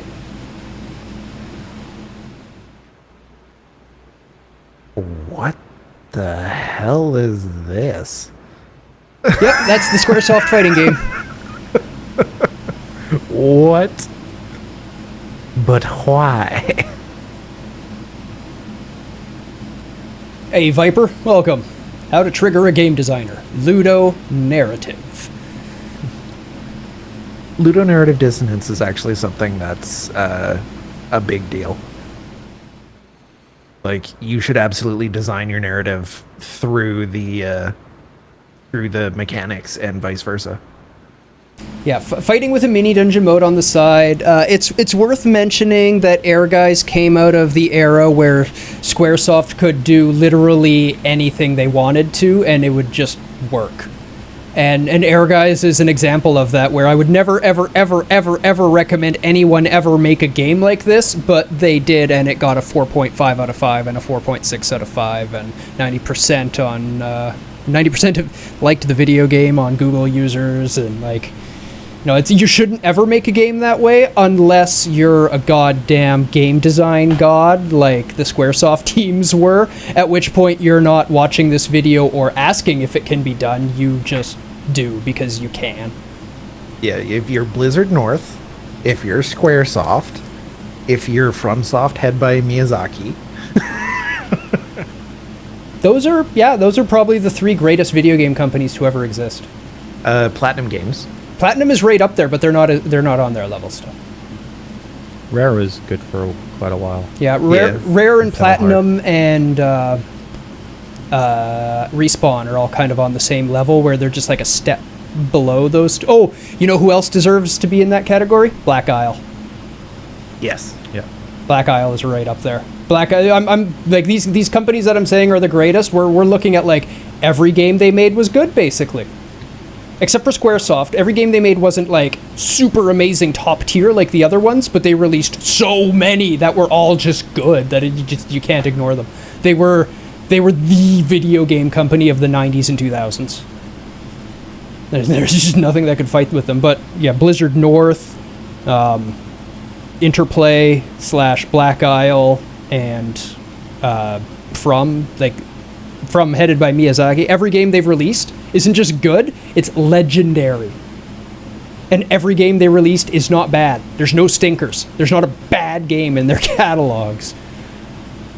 You can say the same thing about Platinum, but it's definitely not the case of every game being legendary, because a lot of the time they were the contract studio. They were the people that other people took their ideas to and said, make this good. And then they did Wonderful 101, and now you can't say every game they did was good. Hey, Wonderful 101 was fine. Yeah, fair enough. That was a fine game. It was just terribly implemented on the PlayStation. Yeah. It was a Suda51 though. Like, he makes fucking weird games. To be fair, it was originally a Wii game. And it was better on the Wii. Yeah, because you could draw with the controller to make the shapes and stuff, and then when they ported it to PlayStation 4, you had to draw on the really crappy touchpad on the controller that didn't read very well to do the shapes in order to get the conversions. And yeah, watching Val try to play that game and do the little shapes on his, he was ready to throw the controller through the screen a few times. Poor Val. Poor Val. Yeah. Well, Viper, you're new. Welcome. We're kind of approaching the end. Do you have any questions? It sounds like you do have an idea about what game design is. It sounds like you may have even done it once or twice based on your input, or maybe you just hang out with people that do. Like me. I don't actually know what I'm talking about. I just sound like I know what I'm talking about. I just talk a lot. If I keep talking, people won't realize that I don't know what I'm saying. But the aspect of ludonarrative dissonance is actually very important. And it's something that needs to be taken into consideration, and for a lot of games it isn't. But it can also have its own charm, like we talk about with Yakuza a lot, where it's punching people to make them nice. No, Never we killing explained anybody that. We explained that Kiryu is a paladin. Wouldn't he be a monk? No. Punch He him back to health? emblazons them with his holy symbol, which is his fist, and then they become nice. Righteous. Yeah. Yeah, emblazons them with righteous knuckles.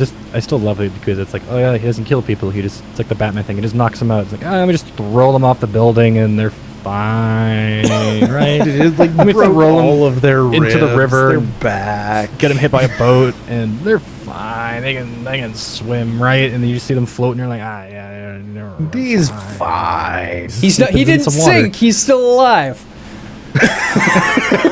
Like they never surface for like 10 minutes. But then there's like Hidetaka Miyazaki, who's one of the kings of this. A real actually cool thing about the Yakuza series is that the core game loop changes in 7, but the game still stays relatively the same. Overall. I can't wait to play 7. Oh my god. I gotta get through Neo 2 first, though. Yeah, and then you gotta. God, what a long game. A slog. I'm to get up to impressed 7. that you're still playing it, honestly. I'm I actually wouldn't really be. enjoying it now. Like, really enjoying it. The combat gets a lot better once you start understanding it. Okay. I mean, I believe you. Have fun. I'm glad you were playing it and not me. Yeah, no, I don't think I would play it outside of stream. Just because the equipment and the crafting and the skills and everything is just so obtuse. The whole game is designed to prevent you from playing the game. Kind of like Tarkov.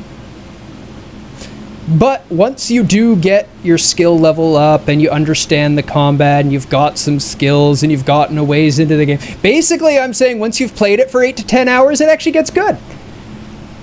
So it's like the walking simulator that Kojima did. Yeah. Yeah, it's basically Death Stranding Japan. That's an interesting game loop. Death Stranding's game loop. Yeah, that is an interesting game loop. You walk around. You deliver packages.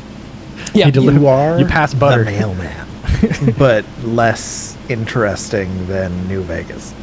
yeah. So the whole game design, meeting and everything for that one, I imagine it went a little like this. Kojima burst in, I've got a brilliant idea. Really? What's the loop? Fetch quests. And everybody goes, yes, Kojima! I love how we were just saying how we want more fetch quests in Tarkov.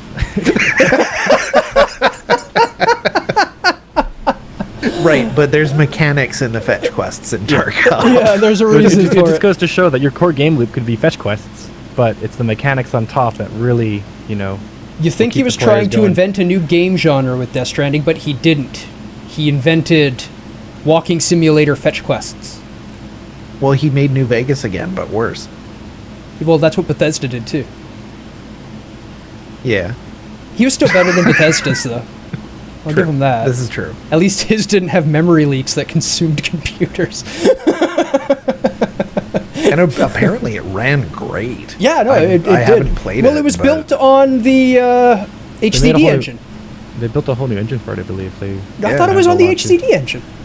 They added to it, I believe. It's Oh, okay. They heavily customized. modified the engine. Yeah. Yeah, But it was on highly, the highly modified. it was, Yeah, when you're at was that on the base level- Horizon Zero Dawn level or engine though, which was already a fantastic engine to start with. Brilliant. At that engine. level for like Sony, like when you got like console designed engines, those things are so verbose and so massive that Yeah. you can really do a lot with them. And usually what happens is they take that base and then they just interject a lot of their own stuff, which And yeah, I strip gotta out bring a up this lot. game, but it's what happened with Tarkov as well, because they started on Unity and they hit limitations. So they get, when you're this big, you can get source access to some of those engines. Yeah. And things, when you see games that are made with Unreal, if they're large games, it's like we took Unreal Base and then we added a lot of our own stuff that we needed to it, which is very cool. They do some really, really crazy stuff. Like Ace Combat but 7. yeah, it's that base that really matters, and they can build up upon it. Turns out foundations are important. TLDR, this chat, foundation is important. Screw up the foundation, everything else kind of goes to shit. Yep. Man, I have been You can learn trying a to lot sell from construction. PMs. I have been trying to sell PMs on that idea for the last 8 years. I had a project one time when it was like the client wanted all this crazy stuff done, and the only analogy I can come up with is like, hey man, like, so you have a house, and you're wanting to add a second floor to it, but currently the first floor is on fire. So before we can do that, we need to put out the fire and put the second floor. Like we could put a second floor, but then it's also just going to be on fire, and not really work and be unstable. And they didn't really understand it, and it was really troubling because it was like weeks when it's stuff like that in refactoring. It's like weeks of work, but the product doesn't change because it's all under the hood stability stuff. Yeah. They're like, you haven't done anything. I'm like, well, I know you can't read the change logs and everything that's here, but it's not visual stuff because it's all back end. But you're gonna have to just trust us. Like we cannot it's do gonna this. function now. My favorite part was like, yeah, the previous devs have disabled login and account creation. And I'm like, they didn't disable it. They commented it out on the front end. I made an account and I'm in here. Yep. In your what's supposed to be closed access thing, and I'm like, oof, yeah. Foundation important. You can't build more layers if you don't have a stable, first layer. Yep. Yeah, we didn't start the fire, but we did fix it. Touring. Yeah. Fucking Just got that now, yeah. PowerPoint. MTG PowerPoint. is Turing Complete. My favorite Turing Complete example is actually Factorio. Yeah, Factorio is also Turing complete. I believe Minecraft is as well. Minecraft is also Yep. Turing Complete, yeah. Yeah, Yeah. people have PowerPoint. actually created computers in Factorio by linking together and the and/or logic and also memory storage units. And then they actually created the blueprint of that and printed multiple blueprints so they had multiple addresses that they could address while being able to actually address specific addresses in-game, and created full programmed computers with in-game parts that gives them a readout of all of their different liquid materials and stuff that are flowing through, and usage reports. And the usage reports and in-game reports on the liquids were done by using the little in-game lights that light up the walkways and stuff to create a big grid of them, essentially turning them into pixels and lighting up individual lights to spell out words. It was fucking brilliant. It's for people who haven't taken computer science. It's all you need is an on-off switch. If you get enough of those and put them together, you have what we have now. It's and just something a to lot store of it. them, Oh, and yeah, they're really small. An on-off switch and a place to store it is the but you essential gotta- extra piece for the Turing Complete, and and modify it. You need to be able to store it, recall it, and modify it. Yeah. Well, if you have on-off. Yeah, It's if you have on-off, you can self-contained do state. all the CRUD stuff. Yeah, you just have to create the CRUDs. You just need on-off. And if it's on or it's off, you put them all together. You can make an adder, and then it's all downhill from there. And next thing you know, we're all in cubicles. Oh, the Thanks. game of life is Turing complete. Yep. Interesting. I didn't know that. Yeah, it doesn't take much. It's not like a full self-actualization thing. It's mostly just can it process logic. Yeah. It's like, yeah, you only need it on-off for that. And then we all of a sudden have them in the size of atoms. And Yeah. we've got Anyway, this bullshit. my food is sitting at the door now. We've gone late. Viper, so nice to meet you. Always nice to encounter people that sound like they know what they're talking about. Yeah, come on, join us more.